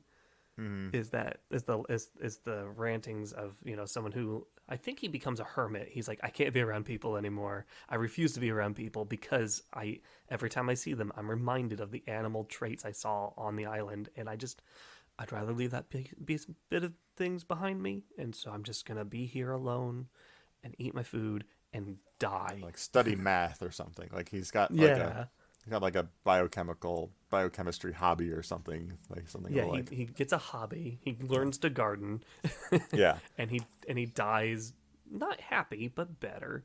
I also want to point I, out though that he mentions that he's like, I've gone out to the country where I keep a small household, and I'm like, that could be like 12 servants as far as we know. a Like small what household is? is two Yeah, servants like and like a mule. mm-hmm. But No, I mean, it has its moments of antiquated like problems, particularly Yeah. in the readings of it. And there are certainly moments, and I didn't make note of them, but every once in a while there's like a turn of phrase or a reference to something, and I'm like, I don't know what that is. Like that is a 200-year-old, you know, turn of phrase that I can figure out from context. I do not need to look up. Um, my favorite thing though is they did talk at one point about being experimented on like rabbits in a hospital, and I was reminded that although I don't think it began until the 30s, that for a long time pregnancy tests were determined by sticking a rabbit with the woman's Oh like yeah. chemical hormones or whatever, and then seeing whether or not it died. So, and that went into like the 60s or 70s or something like that. Yeah, they found another way to like they would use the woman's urine to yeah, they put it like in an animal and if she was pregnant, yeah, the animal had like a very bad reaction. Yeah. So And they're like, "Oh, well, if you're someone who was born in the up until maybe the late 70s, it's very likely that your mother was told that she was pregnant because a rabbit died. man, this is bad to animals and all sorts of we don't need sci-fi to be bad to animals. Good lord." No, we do that pretty well on our own. Pretty damn well on our own. But so I recommend the Island, Dr. Moreau, and we've got some compelling cause. The process is brutal, and I mean, you never see Moreau doing anything, but like just Moreau describing what it is brutal. Plus the mind control aspect to it, and then again later on the sort of metaphorical, metaphysical transformation of Moreau from lump in the sand to all-seeing God. Um, Yeah. and then the impact is interesting because you do have the slow and we get a pretty detailed like description of the difference between like a beast person Monday and a beast person Friday in regards to their slide back to Yeah. feralness. The ever like inescapable claw of entropy. Mm-hmm. Yeah. And of course, the impact that all of this has on Pendrick once he's back in civilization and can't get away from the associations that he's made from the island, because he doesn't dislike the Beast People in that like middle portion. Like there's a part where he's completely revolted by them, and then he starts to be like he talks about like seeing them all the time, and it starts to get used to him. And he's like, I've grown accustomed. He doesn't say this, but I'm just gonna pull a reference Yeah. to, You're I've grown paraphrasing. accustomed to their face. Hmm. And it isn't until after he has to put down the leopard man and he realizes that this is not a sustainable situation that he begins to again become sort of off put by them and afraid. Um, so it's interesting to see his evolution of, disgust, acceptance, and then weary, like compassion, sort of. Yeah. Doesn't even have like the five stages of grief. It's literally like just learning to cope and then just like he stops coping and then he like yeah, just like he just moves between these different states of like what what his world is. Mm-hmm. And like it just works Yeah. like on because like the impact there's like 19 different impacts. Like we can talk about like the fact that Frankenstein was written in 1818 Mm-hmm. and that was the start of science fiction. And we have H.G. Wells calling back to it, where dude creates creature, creature gains some form of sentience enough to exact vengeance upon him in every meaningful way. Not enough to like write poetry like Frankenstein's creature does, or I think his name's Adam. It is. It's Adam. Adam. Mm-hmm. Well, for the people who read the book, Frankenstein's monster is actually just Frankenstein. He's not a doctor. He dropped out of school, and he's a grave robber. And so the creature is Adam, and yeah, like I feel like it's coming back where it's just like he is undone by his own hubris, and that's a very good impact. I like that one. Montgomery is impacted by his alcoholism and how that transforms him. There's like a lot like I feel like that's the reason I like wanted to pick this book because I remember like it's more than just like an interesting book with an interesting take on transformation. It's that like there's like 19 different turns that like just you, even if you don't actively think about it, your brain gets it. Or like Moreau stops being a body on the ground and goes back to being a concept, and then he goes to being nothing because animals don't care about that law because the law of nature dictates that you just do what you do because you do it. Like it's not hedonistic; it's just survival. And Did I indeed, lose you? no, Oh, I there you are. followed all of it. I didn't.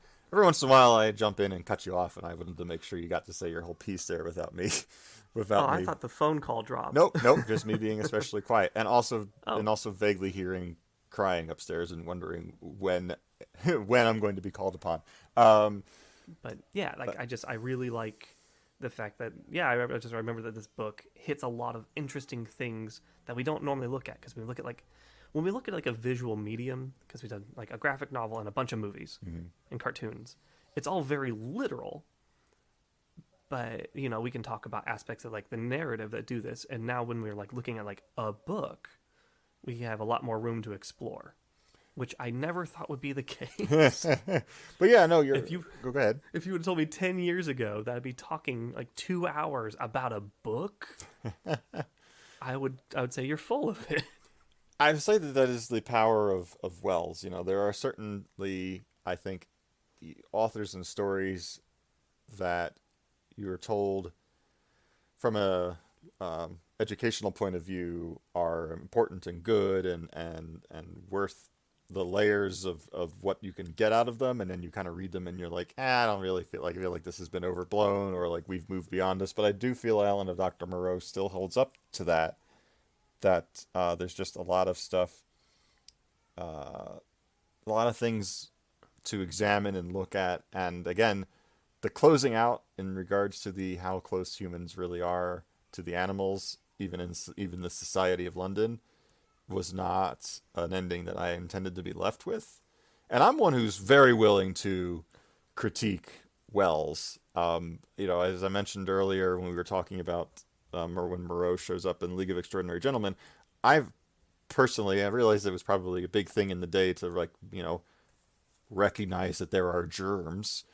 But I find the ending to War of the Worlds like I don't believe the Martians would be so stupid as to not be able to deal with germs. Like that's always bothered me, and it's particularly bothered me when like Steven Spielberg is like, "Oh, I'm gonna update this for the 2000s, and it's still gonna be germs." Like I It's I want to do my own version of the World of the Worlds take where it's not germs, it's just squirrels got into the machines and like fouled them all up. Like the animals like chipmunks were putting acorns in the gears and the tripods fell over. Like that I believe more than I we I didn't. will argue that hubris will always be one of the great undoers, no matter how technologically advanced you are. Because like even if it wasn't like even if they because we in the movie they drank the water and they touched stuff, Mm, but like I would argue that mosquitoes still deal with us and we're very very familiar with it. And so imagine like an alien just kind of like, oh, what's this thing doing on me? And then just like, oh, I have injected you with lots of things you're not familiar with. And like some will succeed because that's how biomes work, and others won't. mm. Because like we can't expect a virus to be able to work with an extremely foreign DNA, but we can expect malaria to do malaria things. Parasites will be parasites, and the ones that work will work very well, and most of them won't. But like, yeah, it's H.G. Wells did a really really good job at the time because like none of his books are really big. Like they're not No. sizable tomes. They're not Victor Hugo or anything like that. But all of his little things, like his little, I don't want to call them vignettes, but like they're they we still talk about the time machine, Yeah. Just and serialized, by and the that, way. that movie sucked. The movie is not good, although I love Orlando Jones. Oh yes, Or me too. Yep, yeah, but yep, that's him. um, I would say serialized is the phrase that I was term that I was trying to remember early on about when Yes, something is published in little bits in in periodicals or sequence. magazines, yeah, Yeah, and then collected. But no, I mean, yeah, the Time Machine, uh, War of the Worlds, Island Doctor Moreau, Wells made some stuff that lasted because he was pushing the envelope at the time. And again, I can personally still feel like Martians should understand the concept of spacesuit. Even I though, was just reminded of sorry, I don't mean to interrupt. I've had this thought 3 times and I keep forgetting it. mhm, um, reading this book reminded me of one of my friends had me watch The Bride of Frankenstein mhm, from like 1932. uh-huh. And when you watch a movie that old, but impacting, like how it, like you see a bunch of things like, oh, I've seen this dozens of times before. Like none of this is new because they did it first, and then a bunch of things did it afterwards. And I feel like H.G. Wells's like literary accomplishment is the fact that we see the themes of what he wrote about and lots of other stories. Then like common themes now, it just seems like common, like a guy plays God and like transforms things and gets killed by his creation. Yeah, we see that lots. It's like, well, yeah, we saw it in Frankenstein, but like we also see it in like the scientific sense of other ways now, and we also see like the impact of the time machine because like there wasn't a lot of time travel stuff back then. And what was the like War of the World stuff, like just like the different little turns that he takes were big then, and we just see the echoes and ripples of that now, and I really like that because just like you read it and it's like it's almost 150 years old. Like this book's got some time on it, and it still hits good because it does all the things that still work and that we're still doing. I think the reason that I would say that the Island of Dr. Moreau actually, I believe, holds up best of any of them, and I've read some of them, and I haven't read some of them, but is that it it is so well self-contained. Like, I believe that Moreau has figured out what to do, like how to do what he's doing, and that it's just such a horrendous thing to do that nobody else at the time was willing to do it. And Yeah, that sort of like self-contained aspect of science fiction, like giving giving a reasonable reason why not only did this not happen at that time, but like why even today we wouldn't be willing, we're not really willing to do that. Like we're not, I'm sure that, we could possibly do some of what is described in here. It's just such a horrendous concept that it turns you away just thinking about it. Like yeah, that gives it a timelessness, even though it takes place, as you said, almost 150 years ago. Like it's something that I 100% believe could be a lost moment in history that could have happened. And there's really nothing in it. There's nothing in it that, even as the march of time has gone on, makes me look back and say, oh, well, this couldn't happen because you're talking about ether, the fifth element of the classical elements. Like, there's nothing in it that we even in our modern age can point back to and say, or at least not the layman. I'm sure anyone of a medical background could point to any number of things and be like, well, that's complete crap. But for me, it's like, okay, yeah, as far as I know, I can believe that somebody could figure this out. The way Moreau talks about it. yeah. I'm gonna say it passed a test, and that the science buzzer did not really go off for me. Fort didn't I complain about know. science. I mean, because like he never gets into like the deep specifics. Like he always talks about it like on just enough of a level to where like, yeah, there's not really like any blatant breach of scientific theory. It's like the material has to go somewhere, and he's like, yeah, if you just cut these ligaments and you bend these joints here, like, if you've seen, I forget the name of the theory, and that is like most mammals or things related to mammals have a common skeletal structure. Like if you look at dogs versus cats versus whales, like whales have hip bones. They don't have legs, but they have hip bones. But like our arms are broken up into like the I forget the name of the bicep bone, but then there's your radius and ulna, and then there's your hand muscles and bones that break off into fingers. And every mammal has some kind of variation of like arm, elbow, forearm, and like the length of the fingers and the different sections of the fingers is different between different animals. but all of it's basically the same bones. They're just shaped different or arranged. Like his cats look like they have backward knees, but that's just because their foot's really long, and so we're looking at their ankle. Mm-hmm.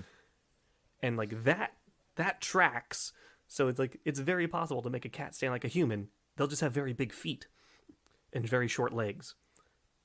And like we can make, like we already have chimps, but like you can make a boar look like, because they have all the things in there, just their hands are different. Their fingers are, the nails are very, very big, but the structure of their hands is still very similar. You just break the hoof, and then you have two. You have like the yeah. And so for me, the biggest thing that may have like struck weird was like him talking about molding the brain, but even then that could just be like figurative language, unless he's really literally digging in there.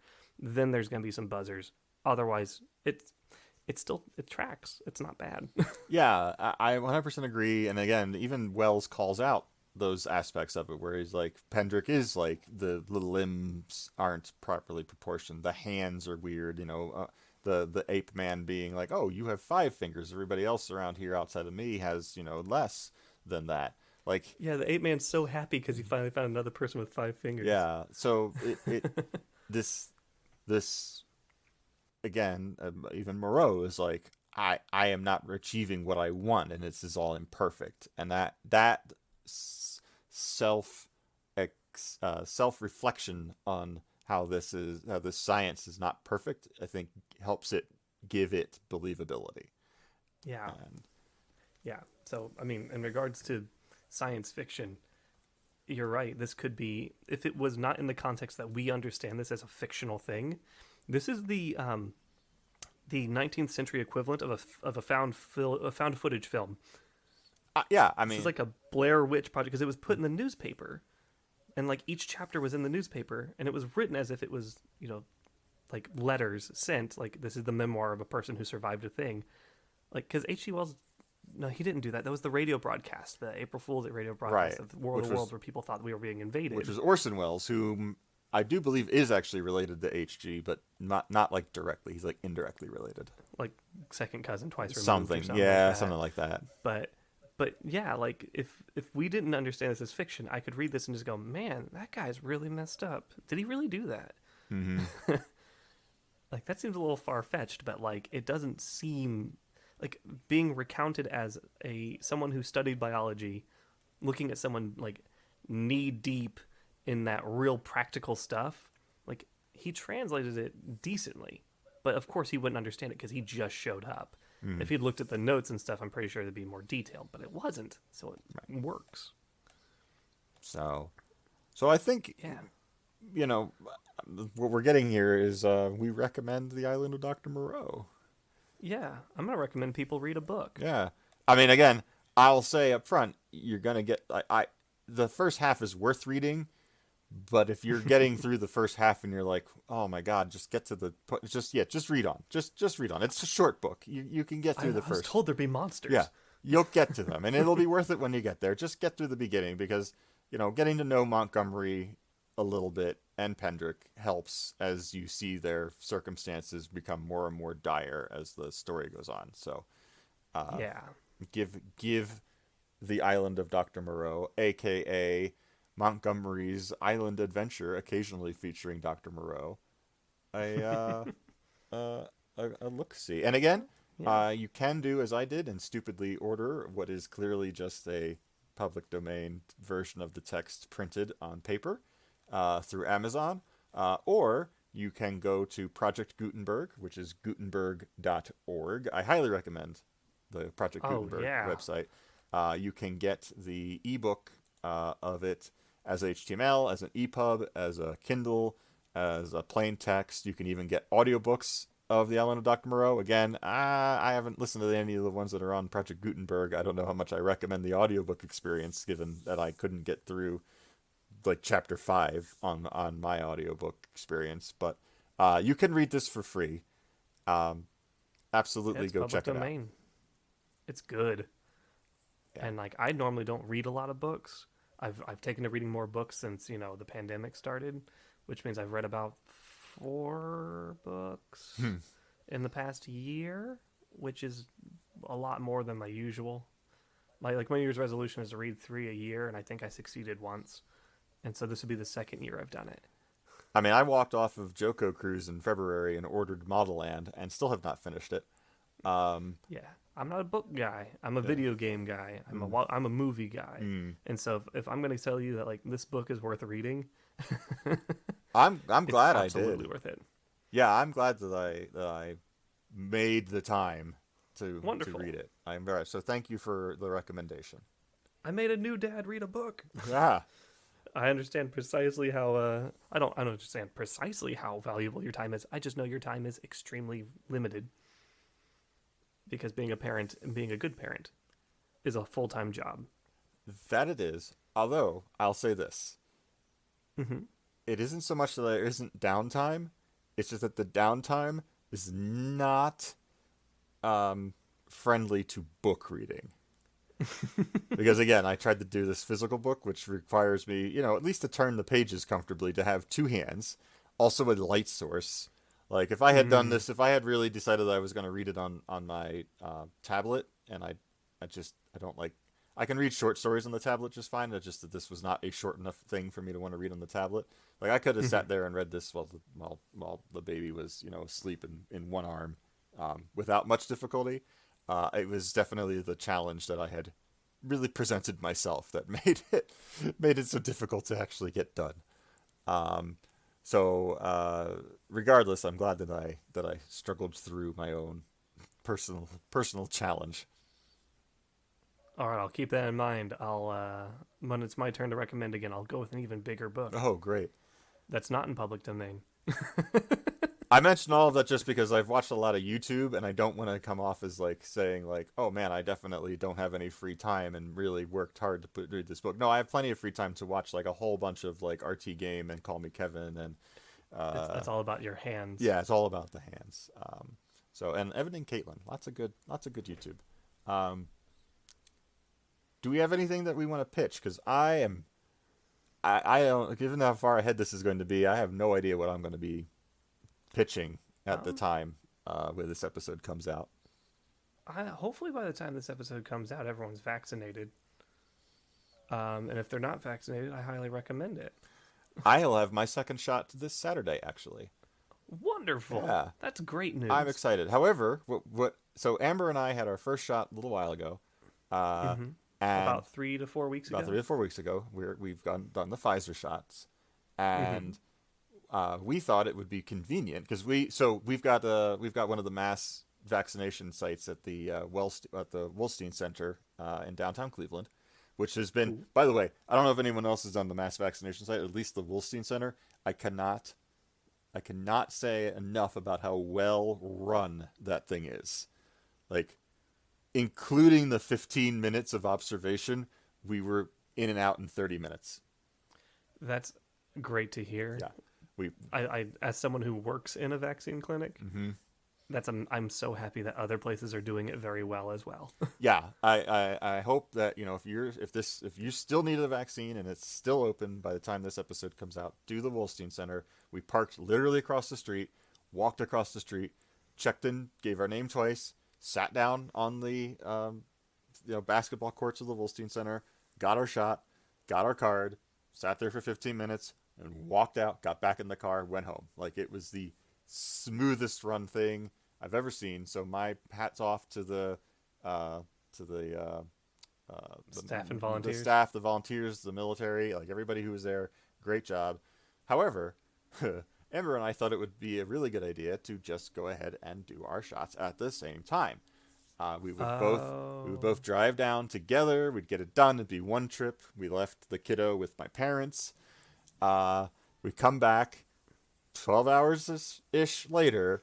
She has a massive migraine, and I am having the worst fatigue I have ever experienced. And we are here at the house alone with a baby that still needs to be cared for. So my question is, Saturday, what do you have planned? So Saturday, we are again leaving the kiddo with my parents, again going down to the Wolstein Center because we were assigned the 2:00 times. We're both 2:00 still, just because that's how we showed up for it last time. And then we are staying at my parents' house to see through whatever side effects we have. Now, who knows? Maybe because we had a worse or side effect for the first shot, it'll be better the second shot. Maybe it'll be worse. All I know is that any of this has been far better than whatever the experience is going to be of getting COVID. So go get your damn shot. Yeah, I'm gonna do a fun little science thing because I work with a lot of people who have lots of questions. So what's happening is that your body, when you are given the vaccine, your body is basically being given blueprints to make a protein that is on the surface of the coronavirus, like not the cell, but the virus itself. And so when it's injected into you, it doesn't change your DNA. It basically is like, hey, I need you to make this protein, so that way your antibodies can get the look of it, and that way it can, back alley beat down the thing when it shows up. And that's where the sore arm comes from, because it's literally taking bits of what you have. It's intramuscular, so it's taking some muscle, and it's turning it into these proteins. And then your body, your immune response when finding these things, does what it does best, and that is it tells you to sit down, shut up, and let it do its job. So your immune response, usually for viral infections, is like fatigue, nausea, fever. The fever raises the temperature to make it uninhabitable for other cells and infection and infectious materials. The fatigue is to put you down, save your energy. Headache is also because it's messing with your blood pressure and all these different things. And then it passes because, of course, it's dealt with these proteins. It's got the blueprints down. It's just like, yep. And when that thing shows up, we're going to beat it up. And then in order to really, really make it clear, the month later, we do it again. And then it's like, this guy again. Oh, it's on now. And so for most people, the second response is a lot stronger. But it's entirely dependent on your immune system and your immune response. Some people's immune systems are more aggressive and a little more, ready to go than others. And so, like, for my case, my first shot was just, it felt like I got punched in the arm and I was a little tired. Second shot, I had fever, chills, like I just felt like garbage for about 12 to 20 hours. But, like, that's pretty good. And then I was fine. And now I have over 90%, immunity. And if I do get COVID, my response will be the consequences will be significantly lessened. I will likely not be hospitalized. And that's amazing. And so it's not injecting a virus into your body. It's not a de-attenuated virus. So like chickenpox, I think, is one of those where they literally put a weakened or dead form of the virus in your system. They're not doing that. We're literally putting in the blueprints for a protein. It's not changing your DNA. It's not a microchip. I feel like I would enjoy a microchip, depending on where it was from. But seeing as how there's a microchip shortage for graphics processors, I'd be very surprised if they had one that got 5G, and that'd be giving away for free. So yeah, we've had to pay for our new microchips every year on our phones. So yeah, I mean, if there's also better ways of doing this stuff, because we all have phones. If you're worried about lots and lots of different little things, the biggest thing you can worry about is if you have an allergy to certain foods, vaccine components, latex, medications. There's certain medications that are very similar. If you've had a reaction, like an anaphylactic reaction to these sorts of things, they just have you sit for a little bit longer to make sure that you don't have an anaphylactic reaction to the vaccine. And if you do, they'll take care of you because you're in just the spot for it. You're at the center. And my vaccine clinic, we're literally across the street from the hospital. There are easier ways to ruin people's lives, and we usually charge for it. Mm-hmm. So don't, if there's lots of reasons to not trust a vaccine, especially if you're a person of color, because the medical system's been historically not great to people of color in regards to medications and experimentation. Mm-hmm. I get it, but I'm also going to say it's good for you and it's good for the community, because the sooner we can get this taken care of, the sooner we can actually go out and do stuff again. And I would like to do stuff again. Yeah, I would really like it if, and I realized this just a moment ago, I remembered, because Amber thought this was particularly cheeky of me, is I started reading The Island of Dr. Moreau while I was sitting there after I'd gotten my first COVID test. Not for any commentary, which she feared somebody would think, but mostly because I was like, it's going to be the first time I'm going to have 15 minutes where I'm really not supposed to be doing anything. I'm going to start reading this book. So I've started reading Slaughterhouse-Five by Kurt Vonnegut in the hospital when I've been getting my infusions. Oh. And I mean, on the one hand, it's a great time to read because I spend like 2 hours each appointment. But the other problem is that like it's not a really chipper book, and I only read it when I'm in the hospital. So I feel like I'm gonna like look at that book poorly. So I am very familiar with the movie adaptation. I don't know how true it is to the book, but I really love the movie adaptation of it. And if it is close to that, there's some interesting things that happen in that book. Yeah, I'm looking forward to it. I've heard good things about it. It's the next book I'm reading this year. All right. So Well, I definitely yeah. once you've done that, I recommend the movie. It's not a good time, but it's well done and I enjoy it. The book has not been particularly chipper, no. No. Although I do enjoy when I see people when I talk to people and I say, hey, "Have you seen Slaughterhouse-5?" and they ask me if they need to see the first four. I've literally been asked that. It is literally not a joke. Like I've been literally asked that. Like, Oh, no, that's really good though. no, it is really good. In a world where there's like 7 Saw films, I guess I can't blame somebody for wondering what came before Slaughterhouse-5. So It sounds like a Tarantino thing to be quite clear, but that's Oh, because yeah. it's Grindhouse. yeah, yeah. But yeah, so that's the main thing I've got to put out there is that yeah, I've been doing that. It's been consuming my life. I've been enjoying it, and I really look forward to the positive impact that it's going to do. So I mean, like the usual thing is wash your hands, be kind, get vaccinated. Not just for that, just get vaccinated for stuff because it's good for you. And um, I don't know. I'm on Instagram. I mean, I guess I can't do episode 1 of season 2 of Modern Metamorphoses without saying I've got a Patreon. It's got mature transformation comics and stories on it. Who knows? Maybe a second page of the Mood Boobs comic adaptation will have come out by the time this episode comes out. It's patreon.com/dsredux, DSREDUX.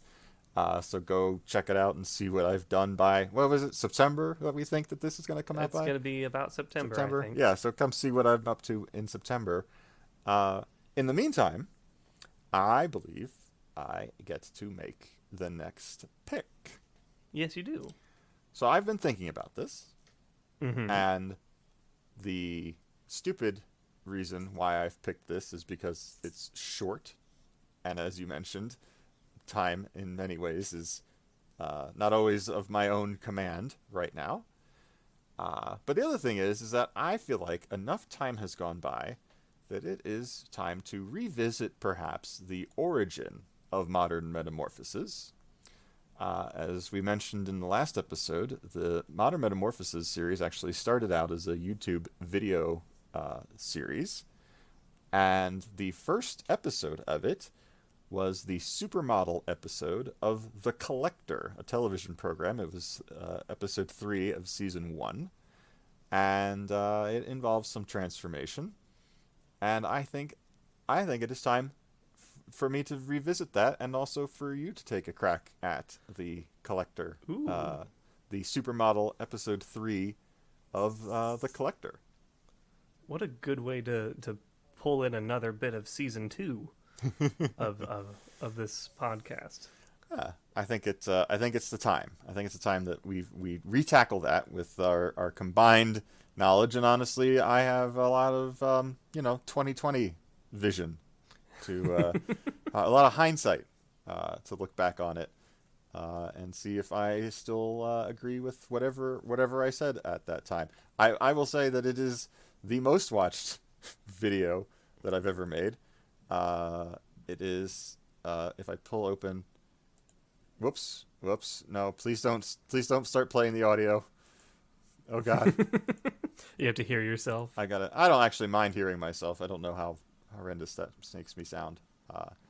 No, that's actually like admirable. I've had to do my own video and audio editing for Yeah. decades now. You've been doing this. Yeah. So I've heard myself more times than I can count. If I really hated it, I would be in a lot of trouble. As of right now, that first episode has 32,000 views. What? 32,160 views. That's pretty good. I don't mind that so much. I'm pretty pleased that that's got so many views. I mean, the next closest of my YouTube videos is the second episode of the video series, which is at nearly 6,500 views. Oh, that's a big drop off. Yeah, no, there's a bit of a drop off, and then I don't think anything else of the current podcast has reached higher than 182. Oh no, we've got a Mood Boobs. The Mood Boobs episode has 594 views, but then everything else drops off from there. But let me point out that I'm pretty sure that those 594 YouTube views of our Mood Boobs episode is greater than the total sum podcast episodes listens of our actual audio podcasts across all of its distributions. So, YouTube is kind of our number one listening aspect here, to be honest with you. Well, then. Yeah. I just need to work on promotion then. But no, regardless, before we get too off track, that is what my recommendation What's your is going to be for next time around. We're going to retackle the very first subject that Modern Metamorphoses in any form tackled, and we'll see if we can get just as many listens. I'm going to be completely honest. There was a bit, I was really worried when you were talking about the origin of it. I thought we were going to read Ovid's Metamorphosis. We have a guest who wants to do it, who I definitely want to have on. Is that like quite a read? It's a thick book. I haven't, the copy that I used to rent or get out of the library when I was younger was like 1.5 inches thick. Comprising of 11,995 lines, 15 books, and over 250 myths. Okay. Yeah. Whoa. So we Published in 8 AD. Good lord. Yeah, it's had some staying power if we want to talk about texts with staying power. And I do want to get to that. I do want to actually resume having guests on here once I feel like I can reliably say, hey, I'm definitely recording a podcast tonight and don't have a screaming child that's going to make me have to reschedule on a guest, let alone you again. Yes. So we will get to that eventually. But no. I would like to take a look at the supermodel episode of The Collector, and we'll see what we think in this new age. Sounds good. I like it. So, alrighty. Well, all right. For all of you listening at home, thanks for stopping in to season 2. Haha, got you. Season 2 of Modern Metamorphoses. You didn't know it was going to be a new season, did you? I mean, I didn't. No, you very literally didn't. I mean, I'm supposing if you're listening to this, you're going to know that because iTunes or something will probably have said that I've coded it as episode 1, season 2. It's always interesting when it's like the podcast starts and everybody's like, ooh, what are we going to do this episode? And it's like, well, your podcast title tells me what it is. It's not a mystery. Like, you know why you're here. You know why you're here. You've been told the lore at the beginning, and now you've got to follow our protagonists for these next 20 to 30 minutes while they discover what it is. And then we all know the same thing, and we can finally get to what the hell we're here to do. So You brought it full circle. I did. Damn, I love it. I'm proud of you. Thank you. I'm going to close it off right now. Thank you all so much for listening. I have been Dan Standing. And I'm Alex Fort. And good night. Good night.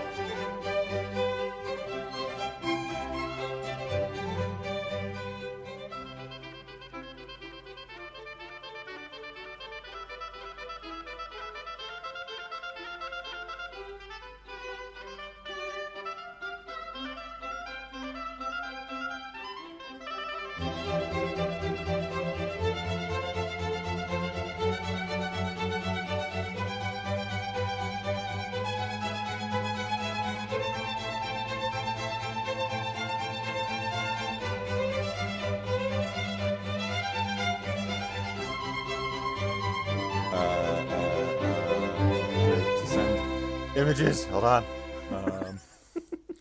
ModMeta. Here's the card.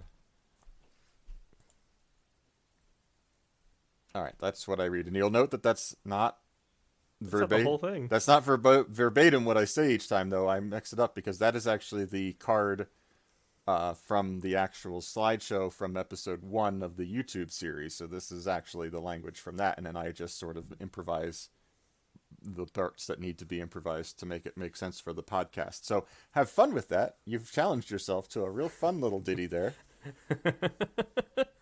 All right, I can do that. Okay.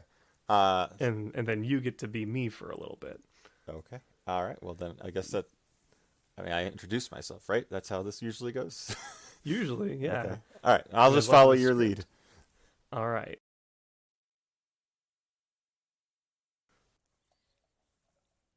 And stoppity stop stop.